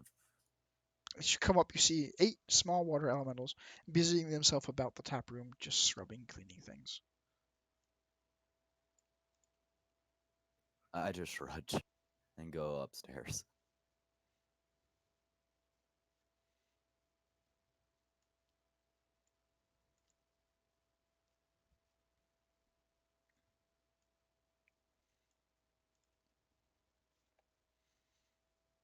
Lacuna, are you doing anything? I have to find the captain of the guard, or I at least need to get to my family's business. It is now about 9 o'clock or so. No, probably 10 o'clock or so in the morning now at this point. You do recall the guard telling you that you can easily enter the Seaward District at this point in time if you want to do so. Alright, later, bitches. Enjoy your haunted house. So you're walking off to go find it. Are you going to walk off and try and find it on your own, or are you going to try and call a carriage or something to get you there? I'll walk. All right. Um, from where you are at, you are in the North Ward. This is, as I said before, one of the nicer districts of the city here. Uh, there is a heavy presence of guards walking about the street. They seem to be quite cheerful and chipper this early bit in the morning. As you come outside of the alleyways there, you find yourself at a crossroad of Sardone Street and Thunderstuff Way. Sardone is running from east to west. Thunderstuff Way is going north.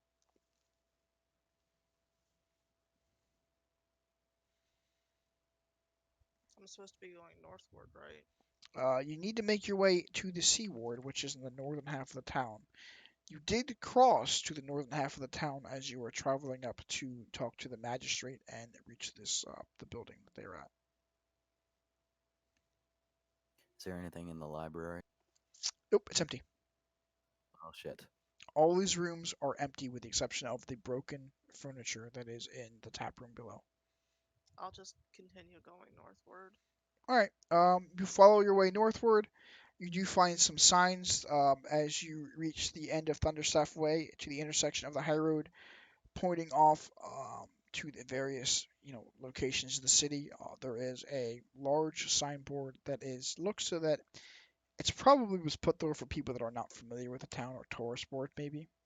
That is basically just has the locations of every one of the major areas of the city marked.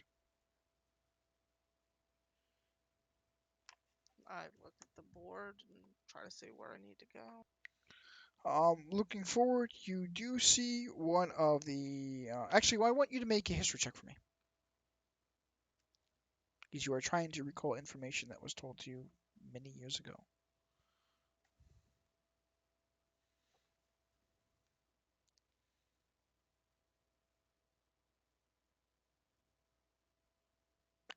Okay.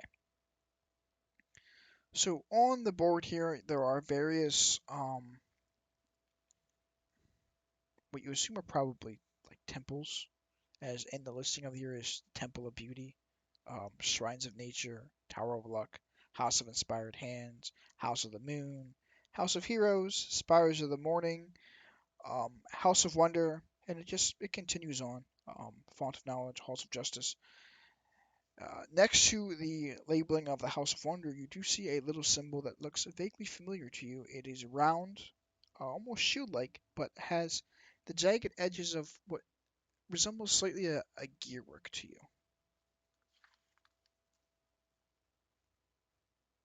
I think that's where I'm supposed to go.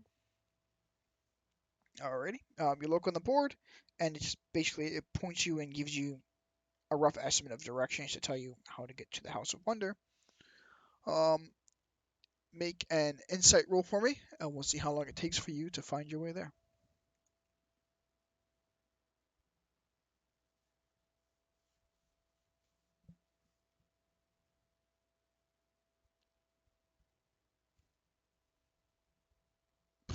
Beeline straight to that fucking thing. One. Yeah. So you follow the directions of the sign. You think to yourself, well, there might be more of this as you go by. And as you're making your way through town, you find yourselves following the various landmarks and stuff. Um, you get to what is called the Hero's Garden, and from there, you find another directionary sign, and it leads you south along Diamond Street, and eventually you find yourself face to face with a large, what looks kind of like and smells like on the outside, a workshop, but it is labeled in almost gaudy bronze lettering across the door, House of Wonders, and an arc above the doorway.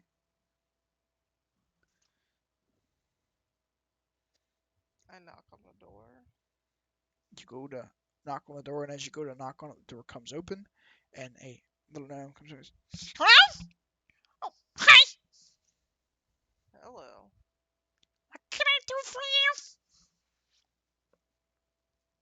I'm a representative of the Dark Ribbon family, and I have some paperwork to drop off. As you are saying that, he reaches up and grabs the hem of your shirt and just drags you into the building. Oh, hey, And you hey. go a good 10 feet or so before you finish your sentence. Hey, easy on the clothes. Come, Dark Ribbons! We've been waiting for you! Drags you into the back of the building. You were kept waiting because the guard wouldn't let me in. Yes, just nasty business in town. Those damn Zeds breaking our stuff.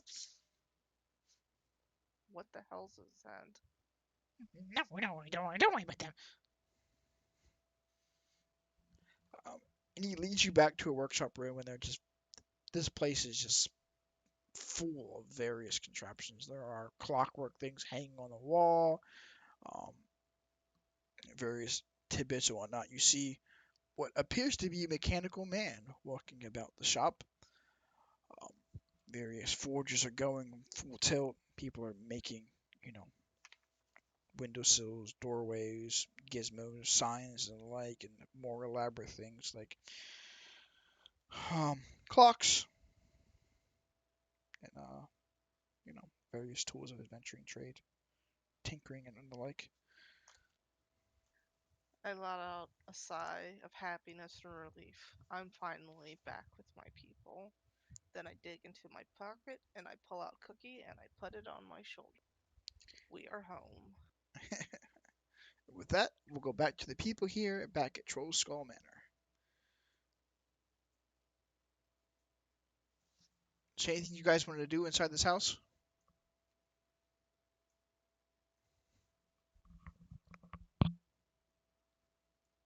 Well, we need furniture and whatnot first before we can really do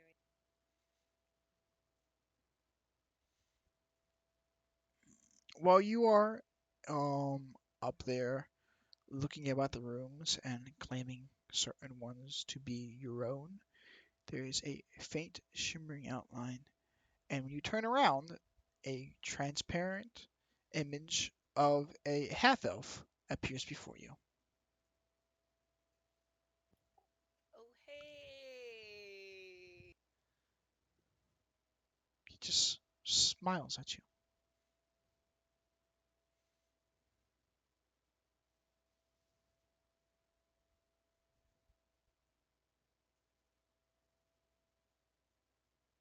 This place is definitely haunted. And he points down in the direction of the tap room where you have left the water elementals to be cleaning. Oh, shit. I'm gonna go down to the tap room. As you go down to the tap room, he follows at a leisurely pace behind you and appears to be quite pleased at the sight of the tap room being cleaned. Oh, nice. He steps down and says, as you step into the room and survey the work and watch the elementals as they are scrubbing away the cobwebs and dust, he says, thank you. It's been too long.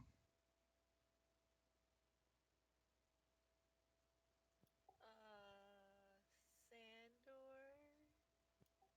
And I kind of look at the elf again. You're like, you're welcome.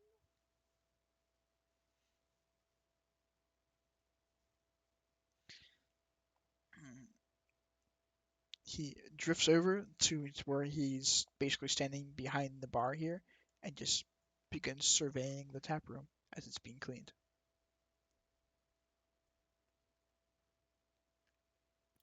Ghostly bartender. That'll sure bring people in.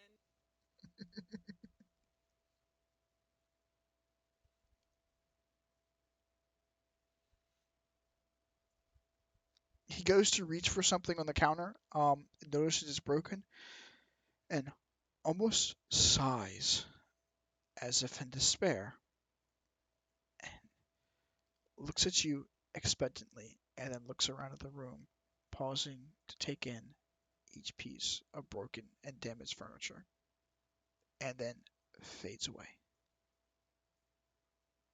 I mean, we'll get there eventually. I think that ghost dude wanted us to buy furniture, Sandor. Ghosted. Wait, did you not see Ghosty dude? Did I see Ghosty did? Um, you weren't really looking at anything or looking for anything. What's your passive perception? Start with that.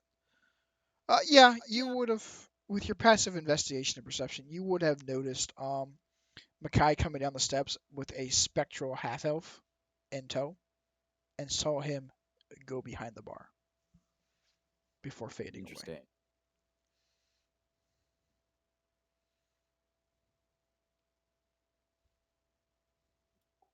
So, yep, definitely haunted. Seems like ghost dude doesn't like broken furniture.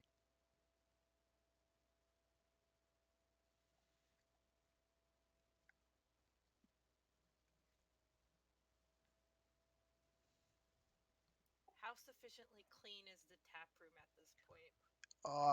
Given the time it has taken, the little water elementals have been running around scrubbing it.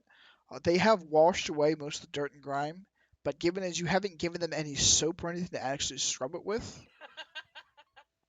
they've just basically been washing things away. And where there is a doorway or an entryway to the outside, they've just been like pushing things out.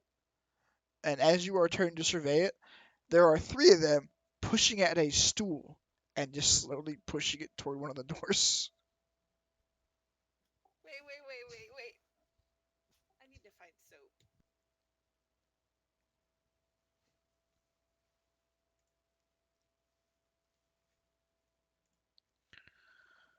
Well, you were told before that there are um, shops in the area here that you can go and investigate to try and find things that you may or may not need. Oh yeah, let's go look at shop. I guess.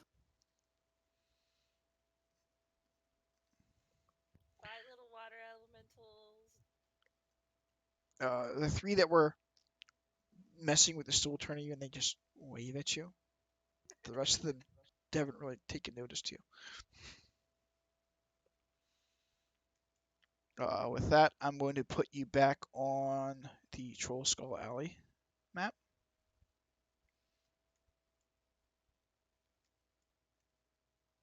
Uh, this building here on the corner is Troll Skull Alley. Or Troll Skull Manor, rather.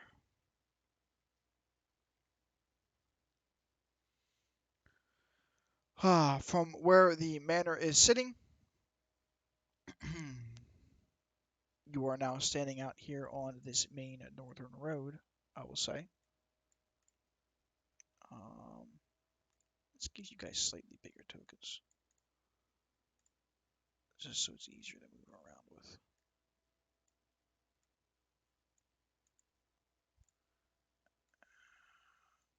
This guy stayed back at the manor. Lacuna is off dealing with the House of Wonder right now.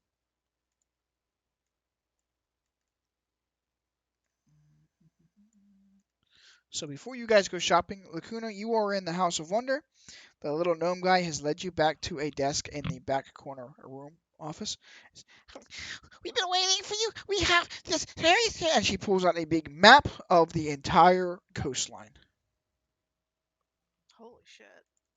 And there What are what is this?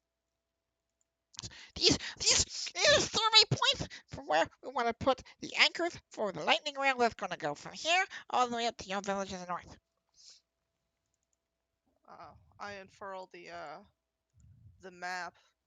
Is the map like topographic or is it really basic or It's an extremely detailed topographic map, and he already has it unfurled. It's covering the entire length of his desk. It's maybe 7 foot long and about 3.5 feet or so wide.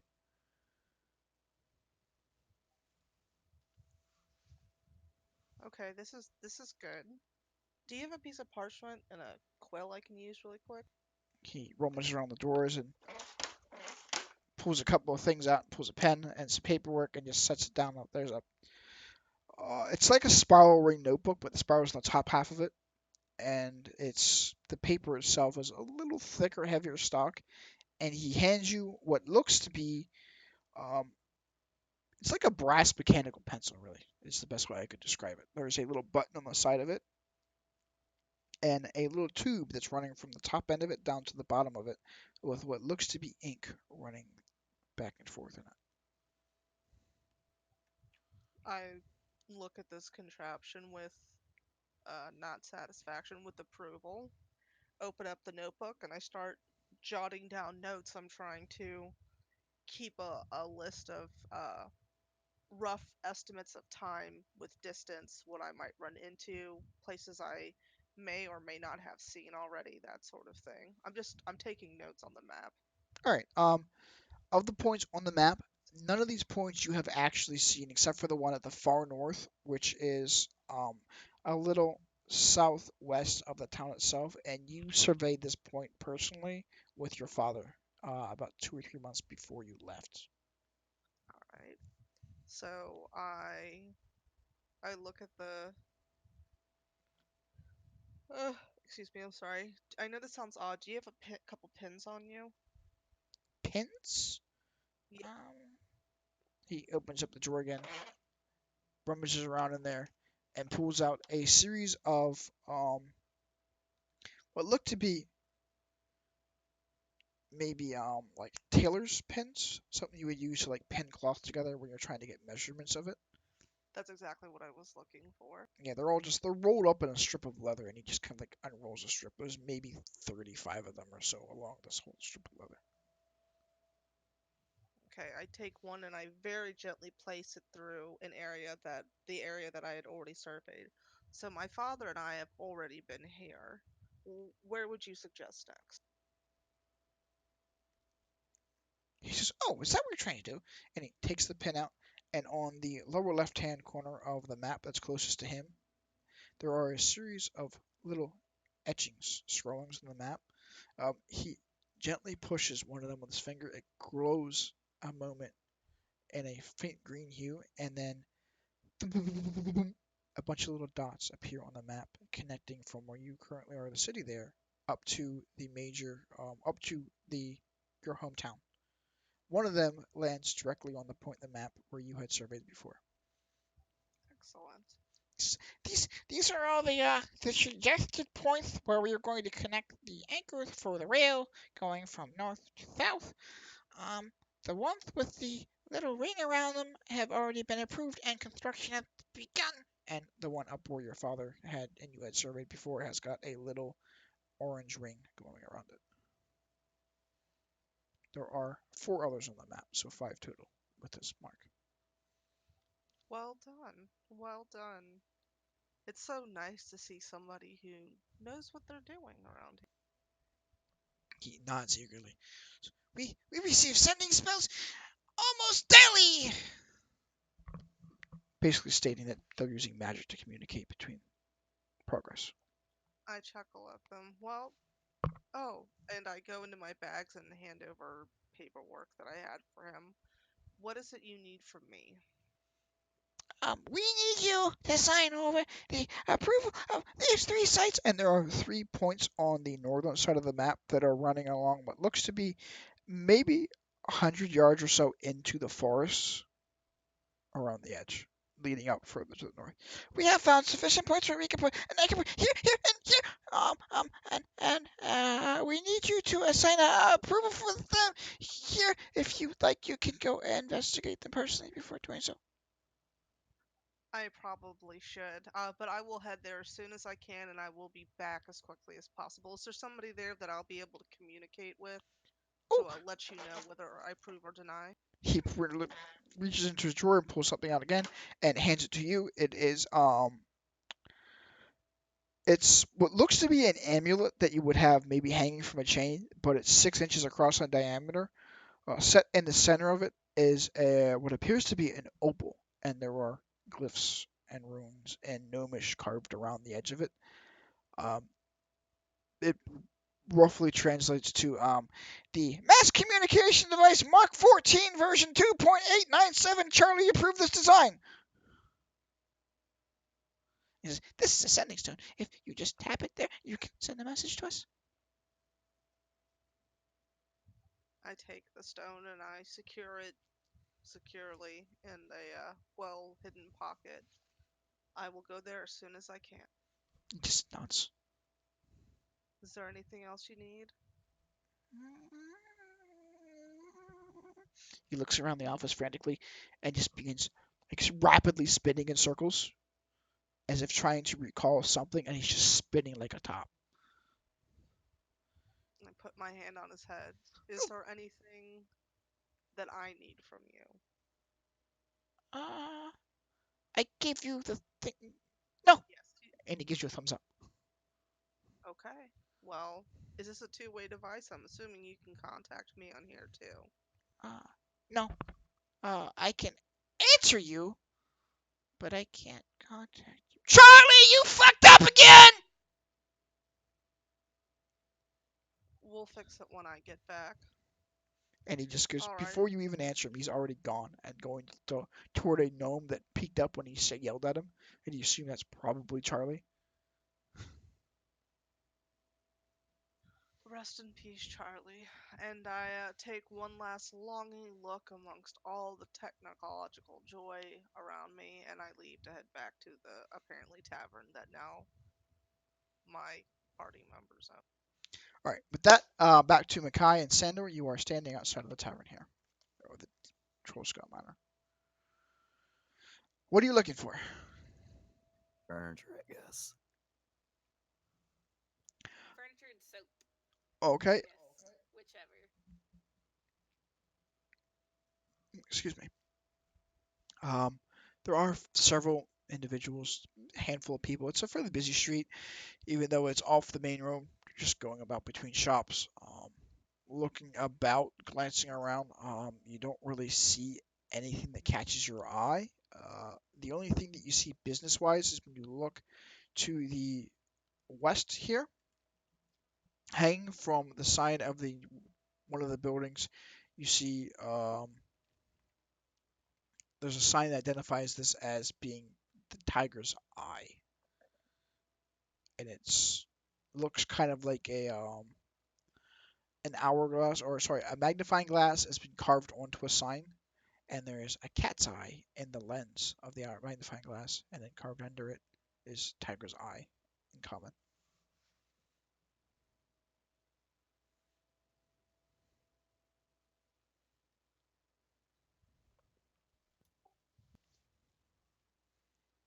Cool, let's go in. Let us go in.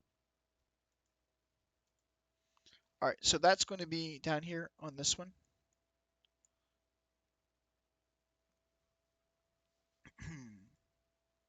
That is the tiger's eye.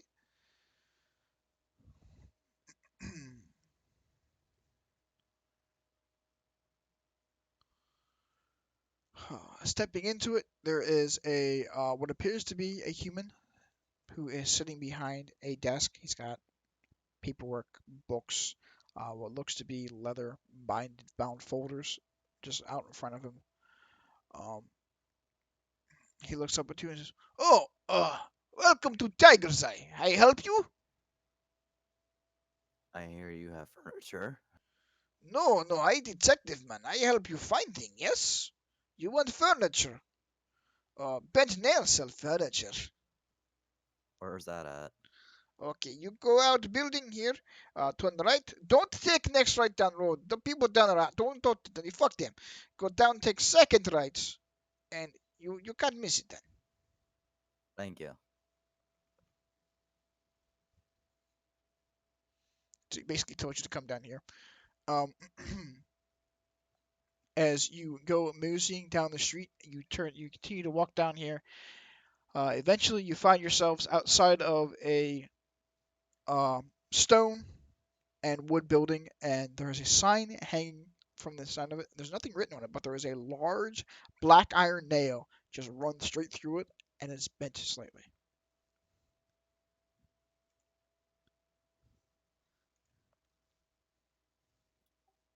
You sure this is the right place? I'm gonna go in.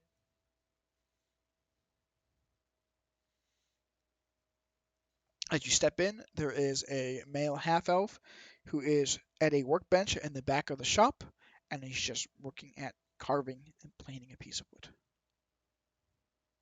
Along the walls, there are various wooden shields, clubs, hammers, bows, and arrows, and like hanging around a bit. You do see some half-finished signs sitting across tables here and there, and it looks like from where he's currently standing in the back, he's working on putting together a chair. He's planing one of the legs. Oh, good. So he does build furniture, not just weapons. He doesn't notice you stepping into the building. He's just busy at his work.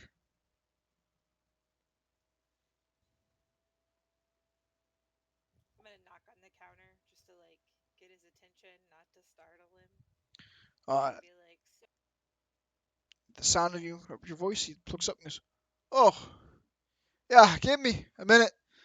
And he, one last pass over the piece of wood, puts his hand on his hip, nods approval of his own work, puts the plane down, comes over to the counter and just wipes his hands on his smock. It's got a leather smock on. Puts his hand on it and says, "Tell us of our fellow branch.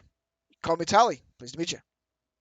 oh, Tally, my name's Makai, and my associates and I actually just purchased, what was it, Troll Skull? Yep.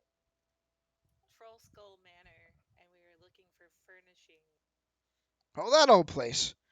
Oh, that used to be the gem of this district. Looking to fix it up? Yeah, looking to fix it up. Oh, that's great news. Well, I can set you up with some furniture. What are you looking for? Something pubby and not too High fancy. class, high class tavern stuff. High class. I like your style, sir. You and me, Here we're you gonna be fast friends. I can tell. Well, what do you need made? He says with a big grin on his face. What do you have money for? Honestly, we're just trying to get an idea. Yeah. All right. Well, let's see here. If you need to refurbish the tavern, there you're gonna need tables and stools and chairs and stuff, right? If I remember right, there's probably space in that place for, I don't know, maybe 5 or 6 tables in there. So you need chairs for each one of them. On top of it, I think we can probably get something figured out here fairly easily. Let's see here. And he pulls out a notebook and begins scribbling down. Um, yeah. Let's see. For that top room there, we're gonna need. Let's see. Let's see. Probably 4 high tops, a couple of booths, maybe a nice long table people can gather around. I think for 8 gold, I can give you some nice stuff out of there. If you want some of the high class stuff, though, the solid, good looking wood with good finish on it, it'll be a little pricier, and it just depends on the wood you want. What's the price is that we're talking? Yeah. As well, I got a stock of darkwood in a couple months back, and I haven't been able to move it. What's cheap asses around here? You know what I mean? They don't know quality stuff when they see it. But tell you what, I usually charge. Let's see here. If I make a table set of that stuff, I usually run about a gold for a set of it. I'll fill your tap room out using this dark wood I've got, since I haven't been moving it anyway. 5 gold, I'll fill your tap room out with it. Done. Done. All right, good. I like you guys spending money. All right. And he draws up a work order for it and says, I just need your signature here, and I ask for 2 gold up front. You can pay the rest when you see the work's done. Of course, if it's not satisfactory, full refund. I'll just put down the whole amount, the 5 gold, and sign. I like you, miss. All right. Anything else you're looking to fill out in there? Um, we do have a couple of bedrooms, but I'll leave the tastes to the individuals who live in them. Also, do you know where we can find someone to come that specializes in cleaning up? Cleaning up, huh? Well, if you're looking for solvents and things of that nature, you're probably better off going over there and talking to them apothecary herbalist fellows over at the Corlin's No, no, Crown. not that kind of cleaning up. I mean cleaning up the place, as in dirt, that kind of. Oh yeah, yeah. Old fellow over there. Uh, he's pretty good at whipping up. Or she. What the hell's that guy? It don't matter. They're pretty good at whipping up some good soap. Smells pretty nice. I use it here in the shop myself. You look around, there's just Where's that sawdust at? fucking everywhere.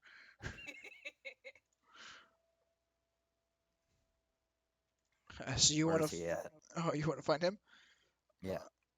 Well, what you want to do here is you leave the shop here and you turn left and go back up to that northern street and turn left onto that, and you take the next left as if you're gonna go turn down to that side road running south to Troll Skull Alley, and he's just straight south there. All right, thank you. All right, well, you send anybody over if they need more furniture. I'll be happy to make it. Oh, I'm sure we will. Well, we need beds. You know, I just thought about that. How many bedrooms are there? 6? You didn't look around in there. You saw you went to. I saw you go into a 1 bedroom. I don't know how many further you guys went around in that area. Baby steps. You do know how many people you have here. You've got 4 people that are assigned to live in the property currently. Yeah. So you could rough estimate that you need 4 beds. I'll Yeah. take her aside and say, let's leave this to Sin. Yeah, that's true. But I do need a bed, so something comfortable, Something something. comfortable. Well, I tell you what, I can work with those over there at the Steam and Steel, and we can make you a nice solid bed and put some metal brackets to make sure it's ready for the evening. If you get my drift, and he winks at you. And I'll talk to those down there at in the local tailor here and see if I can get some mattress put together, and I'll get some prices for you. Come back and say 2 hours or so. I'll have that ready.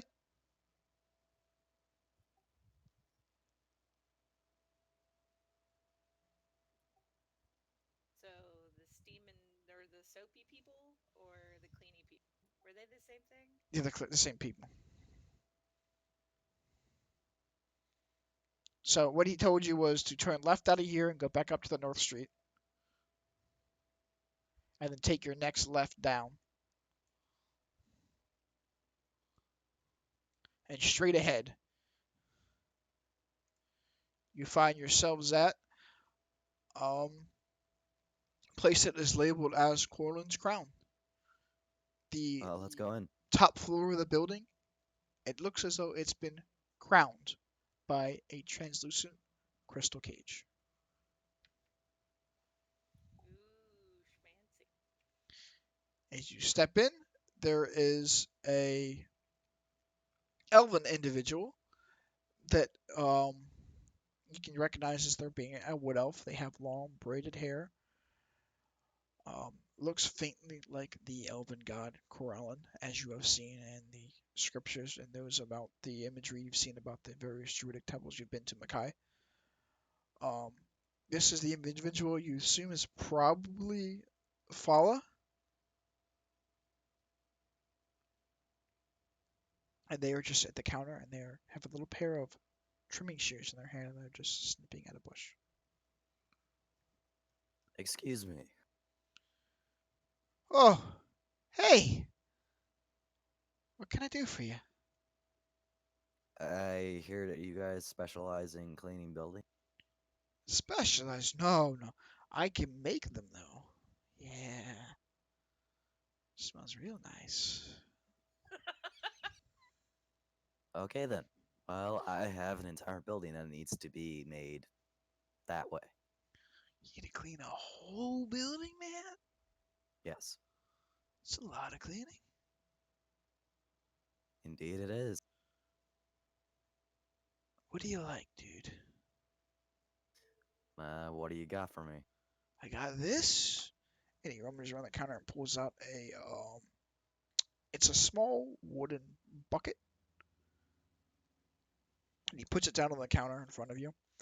It has a kind of like a cloth fabric lid just tied around it. There's a little twine that's just tied around the edge of it, almost like it's keeping it in there. And then I got this, and it's a similar design. And I got this, and all three look the same. I'm gonna do an insight check to see if these guys are hot. I mean, probs, probably. Let me find my insight. He reaches behind the counter and pulls up what looks to be a berry and just pops in his mouth. I don't know shit. What a berry, man! Nah, man, I'm good. All right, and he just continues snacking. That one, that's cod. He picks the bucket up and looks at it. That's fresh rain, man. And this one, this is lavender. This is classy stuff. And this one over here, the old old Gertrude says it smells like fresh linen. I don't know if I trust her though, man. I'll take the classy stuff. All right, I like you. Classy. It's good to be classy. He snacks some more berries. And you need to clean a whole building, man? The whole building. Like how big a building we talking about, man? Troll Skull Manor building. That's a big skull, man. Yeah, man. Trolls have got huge. Have you seen a troll skull? I think about it for a second and just nod. Huge, man. All right, look. I got. And he just leaves you in the counter. He just turns and walks into a back room. And he's gone for a solid 10 minutes. And he eventually comes back. He's, oh, hey, can I help you? uh, We're looking to pick up some classy stuff for our All men. right, clean the skulls, right? yeah. And he turns around and comes back, and it's a slightly larger wooden barrel bucket thing with the same cloth canvas over top of it, and puts it on the counter. He turns back in the back room, pulls more. He makes the trip like 7 times, and there's a total of 8 on the counter now, including this smaller one of the lavender scented cleaning stuff. That's all I got, man.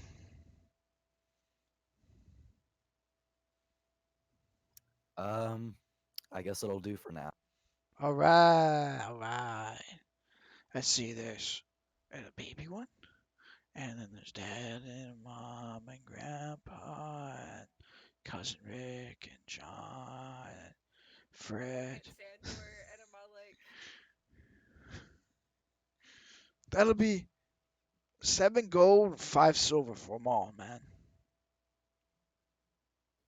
I give him 8 gold and just take the. All right.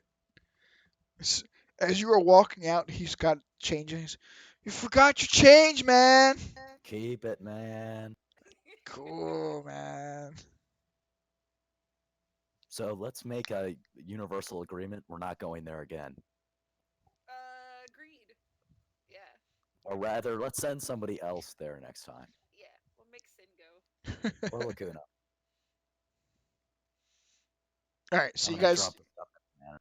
you guys going back to the manor? Dropping Yeah. it Just gonna off. drop stuff off. Okay. Anything else we need? Ale. Yeah, we need to stock beer, food, minions. Minions probably not No, my. Well, minions. And I point to my water elementals. I brought you soap, even though I can't speak in primordial. I wish they were air elemental. Anyway, Um, as you say that, the water lemons all turn to you, give you an angry scowl, and flip you off, Sandor. He didn't mean it. It seems to you that they understood you perfectly fine.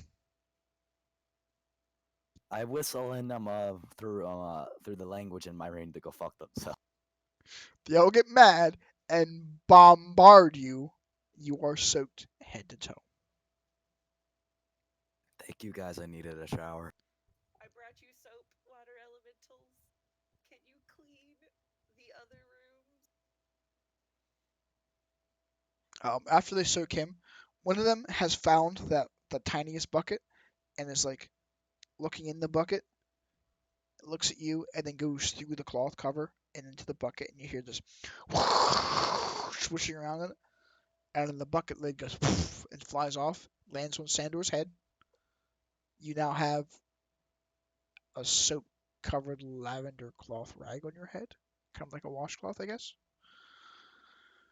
And it pops out of the bucket and begins just skating around the room in the bucket. Well then, Maybe I should learn primordial.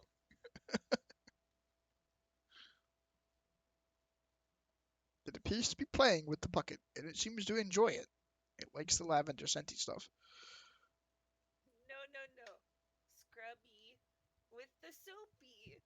And I just kind of like mimic it. I'm going to put the others outside. All right, so you take the other buckets.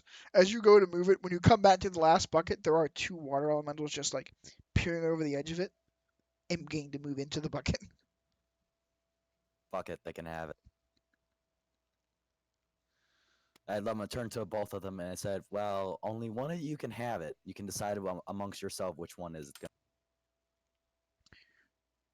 You hear in your head, or you hear rather, you understand what sounds like crash to Makai. It sounds like water swishing around, the same like swirling sound like a water in a glass. To you, Sandor, it sounds like, what do we do with this stuff? I answered that you use it to help you clean the air. It also smells good, apparently. Um, Cleaning. Okay, we'll clean again. Other rooms. Thank you, guys. Oh yeah, she also wants you to go to the other rooms and explore. We like exploring. And if you see how shall I describe it? Sen's an Asari, right? Yeah, and he's in ASMR. If you see an ASMR, she wants you to bombard him with as much water as you can. Scrub him clean. All right, we'll clean him too. Well done. I motion for her. It's like, you ready to go again? Yep. Or as you go, the one that will surf around in the bucket is now on top of it like a hat, and is just skating around the floor in rhythmic, swirly patterns, cleaning and scrubbing the corners of the floor down here. The remaining of them have like they're just like diving into the larger bucket, soaking up a bunch of the soap, and just going up the steps to the other rooms. Apparently, I can understand them.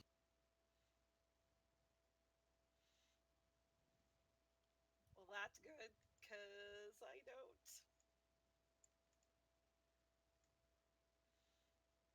Alrighty. Lacuna, as you are coming back to the alley, you see Makai and Sandor stepping out of Troll Skull Manor. Sandor is soaked to the bone.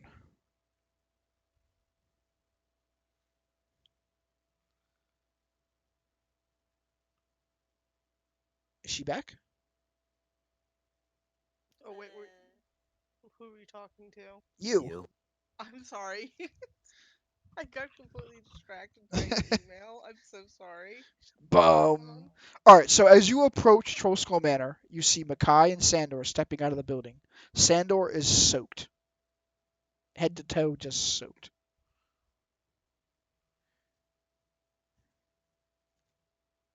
I just I don't even ask at this point. I am past that. I look at both of them and just go, I'm not gonna ask because I'm pretty sure I don't want to know. If you're going back in, mind the water elementals, and I wouldn't suggest going near Why are there water elementals roaming freely in your manor? because they're cleaning, they're and cleaning they're up. about to clean Sin really good.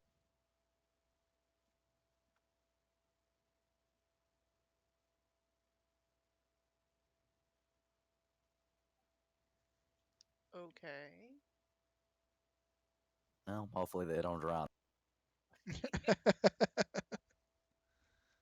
Anyway, we were off to get them provisions for our. I look back, tavern manor.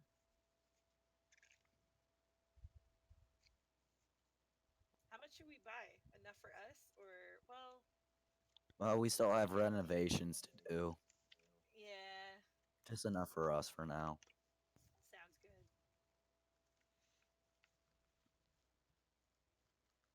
Alrighty, so you guys are venturing off looking for a place to purchase goods. Yep. Roll an investigation check for me. You each can roll one. All of us? Are you going to assist them in trying to find these things? I guess I should. Just then roll investigation for me. Oh, mine's a 7. My bad. So it'd be 7. It'd be 18. Okay. Alrighty, and you said you're looking for like food and stuff. Yeah. Okay. Um, Makai, as you are walking around, you find uh, what is looks to be a dry goods or a dried fruit stand. It's a little shack that is directly adjacent to the apothecary you previously visited. Um, Sandor, you find a shop that looks at it's probably a like a general goods store. They sells various meats and the like. It's over here around the corner. I'll put you there. That's the shop you find. Makai, you find that one down there. Um, you think you can probably find just about anything you need food wise in there. They probably have. It looks like they've got fresh fruits and vegetables and stuff. There's a pair of halflings that are just they're bringing things in from a cart and just bringing food in. It's full of vegetables and fruits. There are some um, dried meats on the cart there. There is a chest on the back of it. It's an iron box and it has a small, there's like a vapor coming out of the top of it. It's slightly cool. Lacuna, uh, you find the, what's this place called? Yeah, you find yourself down here at the bookstore. Imagine that. Who'd have thought? So we'll start with Makai. You are at what is it's a small shack. There is no real door to it. It's just open to the outside. And inside there is an elderly woman. Um, she has set on various shelves and baskets, just dried fruits. There's apples, berries, strawberries, peaches, blah blah blah blah blah. Just various dried out fruits and goods and whatnot. How much for all of it? What? How much for all of it? All of it? This is my home! Wait, what? No, the food. Oh! What do I eat then? Um, how much are you willing to sell? Uh, anything on the shelves is for sale! Can I have your apples? Okay! It's the worst negotiation in the history of Dungeons.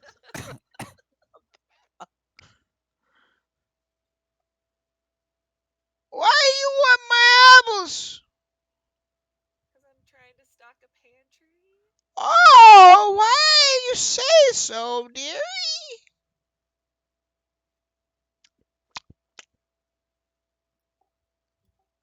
Do you want some pickles? No, no, apples. Apples. Okay. I don't have any pears. Oh my god. I have apples. Yes, I'll take the apples. Okay. How many? A bushel. Okay.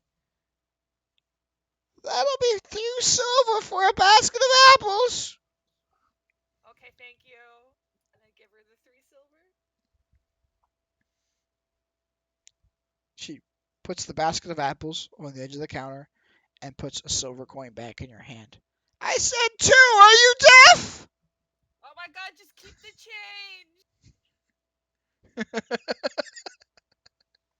So you have a basket of apples now. Oh my god. I'm gonna go back and put them back in the in the cellar pantry. As you walk in, the tap room on the base level is spotless, spick and span clean.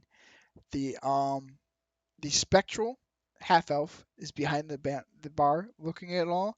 He seems extremely pleased at the sight of things finally being clean. And he just sees you just walk in and smiles and points toward the pantry and says, "They'll go bad in about 3 days without something to keep them fresh," and then fades away. Huh. Okay. I'm gonna put them in the pantry and then go look for something to keep them fresh. Ice?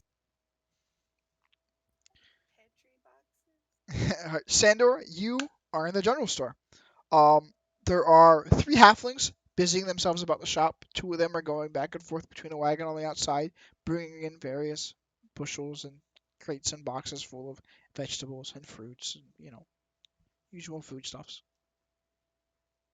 I'll walk up to the counter and I'm gonna say, is it morning or evening? It's afternoon. Good afternoon.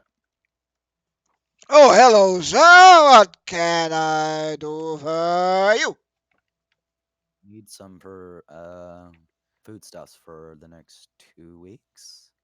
Oh, you stocking up for a journey? No, for a house. Oh, well, welcome to the neighborhood. I tell you what, I'll give you the first time, the new movers discount. Hey, yeah, there we go. Where are you settling in at? The manor, I'm next door. The manor. Oh dear. Um, is old Lift still haunting the place? Seen your ghost? Yeah, we've met. Uh, the last 3 people that tried to move into that place, he chased out pretty quick. How you making out in there? Seems pretty pleased with us so far. Well, well, maybe you didn't like him. Oh well. Well, We're the Snow Beetles. We're one of the three branches here in town. We bring our food from the Orchard and Meadery just outside of the wall here. So our stuff's pretty fresh. Picked it this morning ourselves. Good stuff. That's good. I Yes, it need is. 2 weeks of. I think about it for a second. You know what? Surprise me. All right, I like you, sir. And he goes about the shop and just gathers a bunch of shit, puts it in a box. Hey, so you got some way to keep all this stuff fresh? Because if you put it in a dusty, closed-in, dank room, it's gonna go bad pretty quick. You got any suggestions? Well, we have an ice box we use to store and transport our fresh meats and stuff. And down there at the meadery, we've got a nice little room. We got the local enchanters to conjure up a little spell and to keep it cool year round. Perfect temperature. Local enchanters. I'll look into that. Yeah, it's a good idea. It'll keep for probably a good, I don't know, 4 or 5 days or so without it, but it'll start going bad toward the end of it. If you're not gonna eat it We'll all, make do. maybe. All right, fair enough. And he just stocks a box full of just shoving food in there. There's tomatoes, potatoes, lettuce, some corns in there. He throws in some dried beef. So, you want fresh meats, or you holding off on that? Let's hold off. Good idea. Good idea. You don't want to go bad on you. They smell pretty goddamn bad. Let's see here. Yeah, that'll do. And he pulls up a crate. I mean, it's a little halfling dude, mind you. It's like his entire arm length, this box. He's, puts it in the counter. All right. Whew. It's about a 2 foot wide by foot and a half thick box, and I'd say the depth is maybe a foot and a half or so. It's a fairly sizable box. It's just there's little bags in there, section things off, and he's giving you a fairly good assortment worth of food there. All right, so let's see. With your discount, that'll be 13 silver. 2 weeks of food there. Should feed gave you enough for 5 people or so for 2 weeks. Should be good. That works. Awesome. If you need anything else, you know where we're at. Indeed, I do. How much will that cost me? It's 13 silver for the box of goods there. Here you go. Thank you much, sir.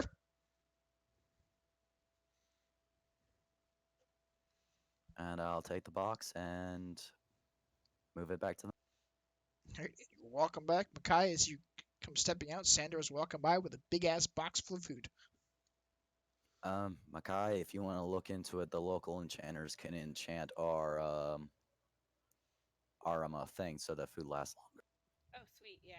Oh, and by the way, don't go visit the old lady because that's another shop you don't want to go to. Okay, noted.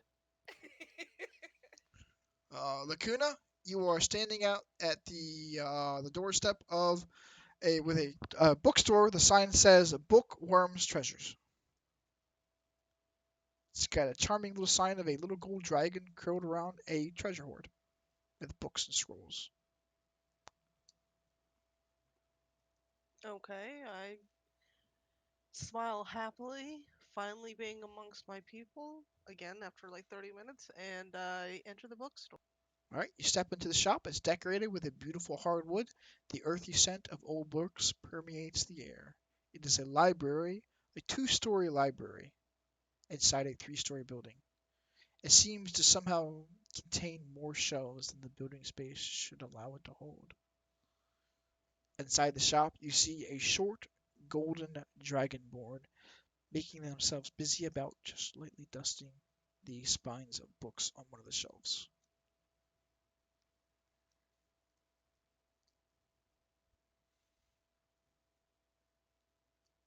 I wander around. I'm not 100% sure what I'm looking for, to be honest. He spots you out of the corner of his eyes. Hello, I am Rishal. Welcome to my treasures. Hi. Can I help you find anything? Do you have anything about running a tavern? I know someone who might need it. I have, let's see here. I have businesses for dummies, um, how not to get robbed, and help I'm fucking stupid. This one written in Dwarvish. You speak Dwarvish? I do, but the person who needs it does too. So Okay. I also have um I can make spell scrolls for you if you need spells. I can make some. I sell magics. He wiggles his fingers.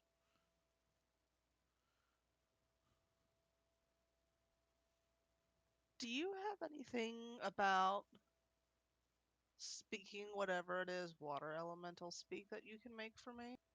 Primordial. You need to speak to elementals? I don't. Some people I do know need to. Oh, don't have anything on me right now, but if you want, come back. I can for I say 500 gold. I can make a circlet. You know, the thing you put on it, and he reaches up and pulls the cap off his head and like puts it up and down on his head like this. I can enchant it so you can speak to the elementals. That might come in useful. Give me the business books now, and if you have anything on engineering, I'd like to see it. Oh yes, yes, yes. I have them those guys that over there at the House of Wonder. They have more stuffs than I do, but that's okay. I have enough. I have mostly books on the magics of it. Yes, I have. This one explains transmutation spells, and this one explains animating the inanimates. When you say animating the inanimates, that's not necromancy, is it? No, no, no, no. Make the chair dance. He points to a chair in the corner of the room. I'll take those too. Okay, very good, very good. Let's see if we put in the research books along with the how not to lose our money books. That comes to 4 gold piece totals. How much? 4 golds. I'll take it. He nods and takes the books, puts them in a stack, and snaps his fingers, and then some ropes just go wrap up and tie him up in a nice little bow, and it makes a little handle on the top of it, and grabs the handle, tests the strength of it, nods at his own handiwork, and then scoots it to the edge of the table within your grasp.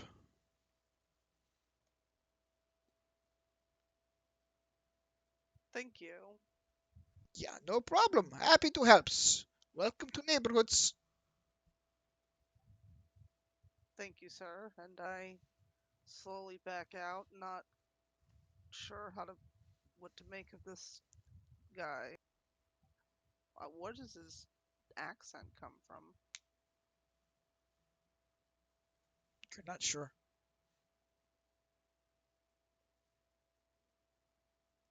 He's a dragonborn with golden scales. Okay.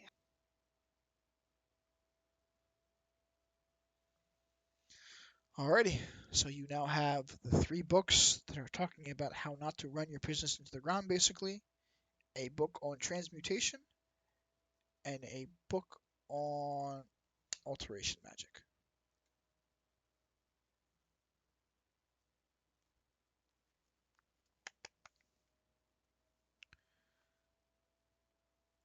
Alrighty, is there anything else you want to do? No.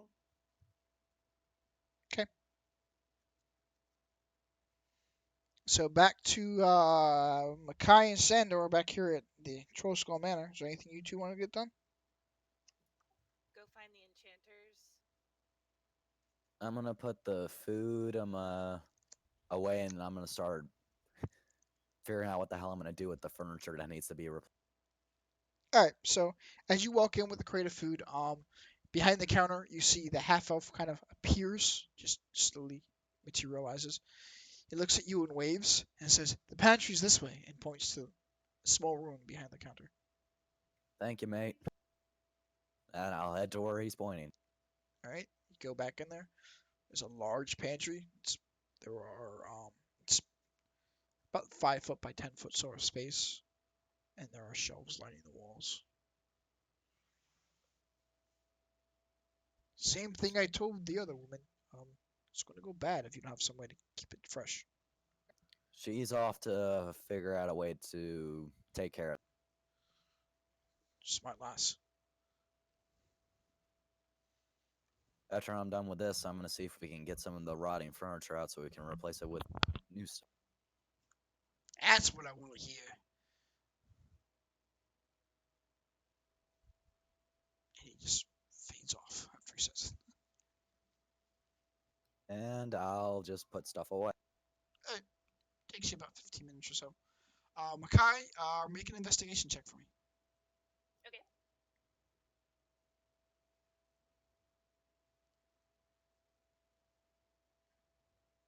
Lacuna, are you heading anywhere with these books? Back to the manor, I guess. Okay.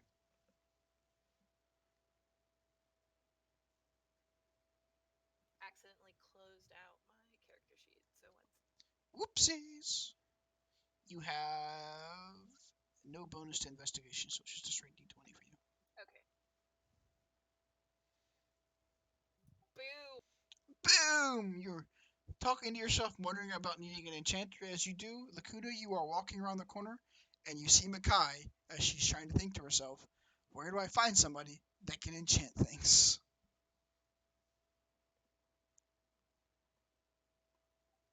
I walk around the corner while talking to Cookie.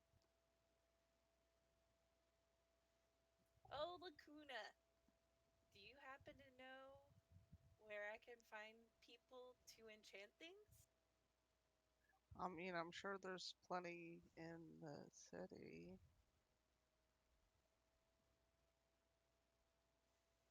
What do you need enchanted? The pantry. Basically, to keep things fresh without the need of ice. Can I do that? As an artificer? You could, yes. Alright, I guess I'm enchanting a pantry. Ooh. Let's see here. You have your new books of transmutation alteration you just picked up, which will help you in this endeavor. I'm going to need you to make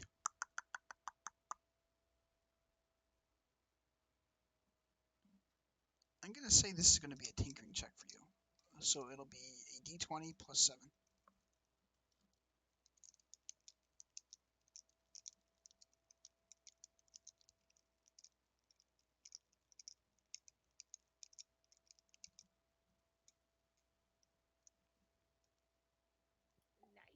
Nice. Nice roll. All right. So you think to yourself, you're muttering through your head, and you think you've got the formula to do the enchantment done, but you need to know what space you're working with.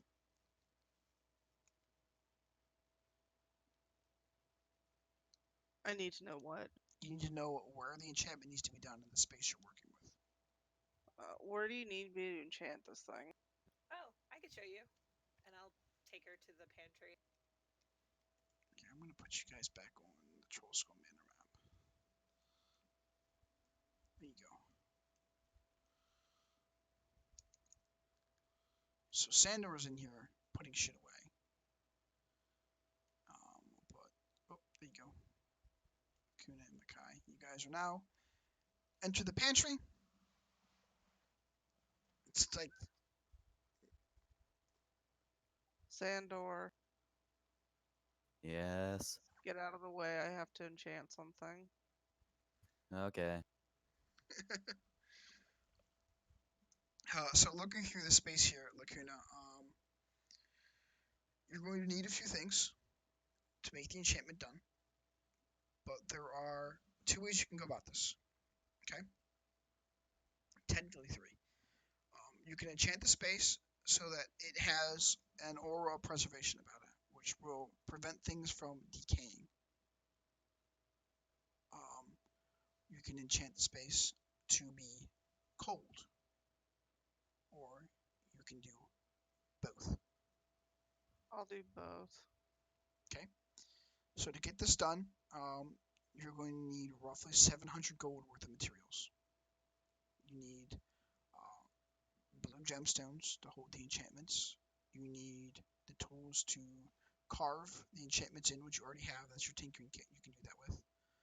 Um, and you just need the various raw materials to do the enchanting. Sandor, get back in here. What? What you guys are asking for is going to be extremely expensive. Wonderful. We can either purchase it or we can go out and try to find it. It's up to you. I don't really give a shit one way or the other. How expensive are we talking? Between 700 and 1,000 gold. Hmm. And that's assuming there's no markup since some of it involves things like precious gems.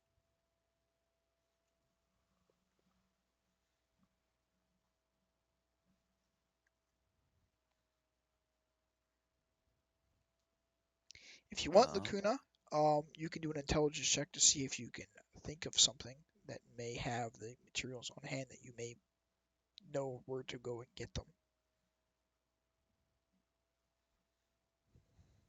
Which should be D20 plus 5.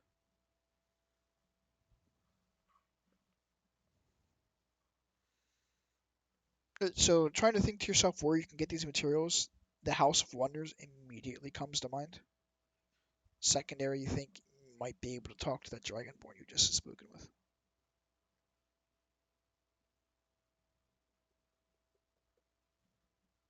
I'll be back in a little bit. I'm going to go stop by and see an associate and see if I can't find a quick way to get some of these materials. Beyond that, you guys can try and talk to. You have Sinestra and Zirio. You guys could talk to see if you can, get some help from them to do this. where are are the water elementals still down? No, the top room is done being cleaned. There was one that swished by you and cleaned the kitchen, or left where the kitchen was, and then when you walked into the pantry, it had been previously cleaned. Let's go see how what Sin's up to. Maybe we can convince him to do this and see if the water elementals found him yet. Yeah.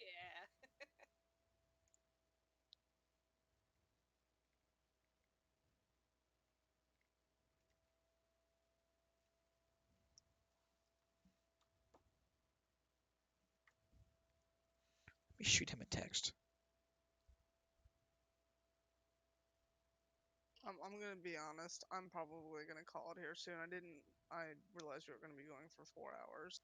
You can go call night if you want to do that. I'll just say that your character is working on enchanting this place. Yeah, I'm sorry about that. I just have my limits, unfortunately, as fun as this is. So I will see you guys next week. Alrighty. Later. Later.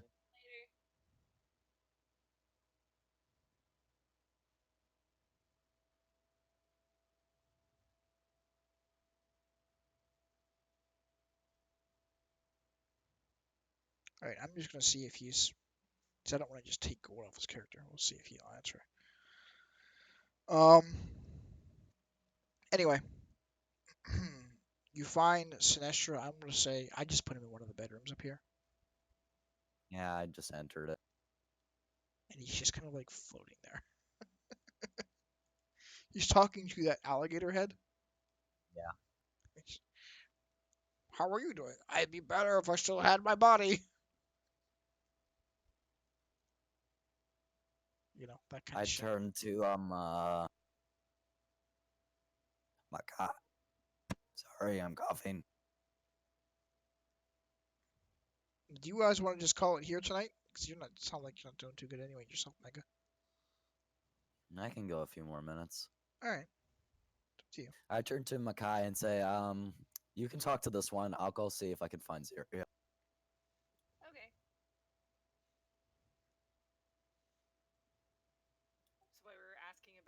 enchanting stuff. Yeah. Yeah. I'm gonna ask Sin if he knows of where we could get the materials, or ask him how his water elemental bath was. Did he get in a water elemental bath? He's dripping wet. His hair's a little wet, but it looks more like a little cyclone went around him and just dried it all off. His clothing is slightly twisted and skewed.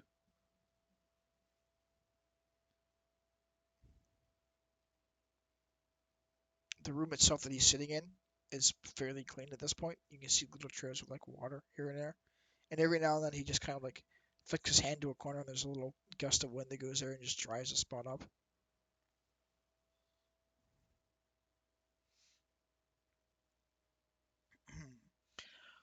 Asking about where to find things, he says, "You buy them. You find them. You buy them." Okay. Hope you enjoyed your bath. And I'm Thanks. gonna go. All right, so you're leaving. Sandor, Zirio is standing up in this large rectangular room. The end of the room has got a series of just panel windows, they're just almost 360 around it. And he's just kind of there, like looking out the windows, surveying the area around him. Join the view? Yeah, I think this is gonna be mine. You don't mind, do you? Not at all. This looks We're cozy. trying to get this place up and running again. Yeah, there was a little water lemon that was through here. These little, there's a couple things pretty good. Clean my boots too. And he like looks down at his boots, and they're spotless, almost have a mirror-like reflection in them. Yeah, they're pretty friendly. Yeah, where'd you find them? I point to her. That would be my doing. Oh, good idea. We're also gonna go out and see if we can't find an enchanter to enchant our pantry so it doesn't get my rot. If you want to come, It's probably a good idea.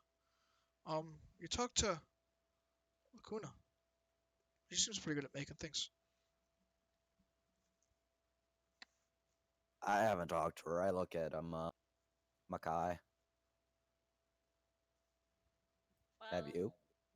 she said it was gonna cost anywhere from 700 to 1,000 gold in materials. Whew, that's pricey. Yeah. Uh, I bet if we go investigating about town, we could probably find something cheaper, eh? That's what I'm thinking. Just, yeah.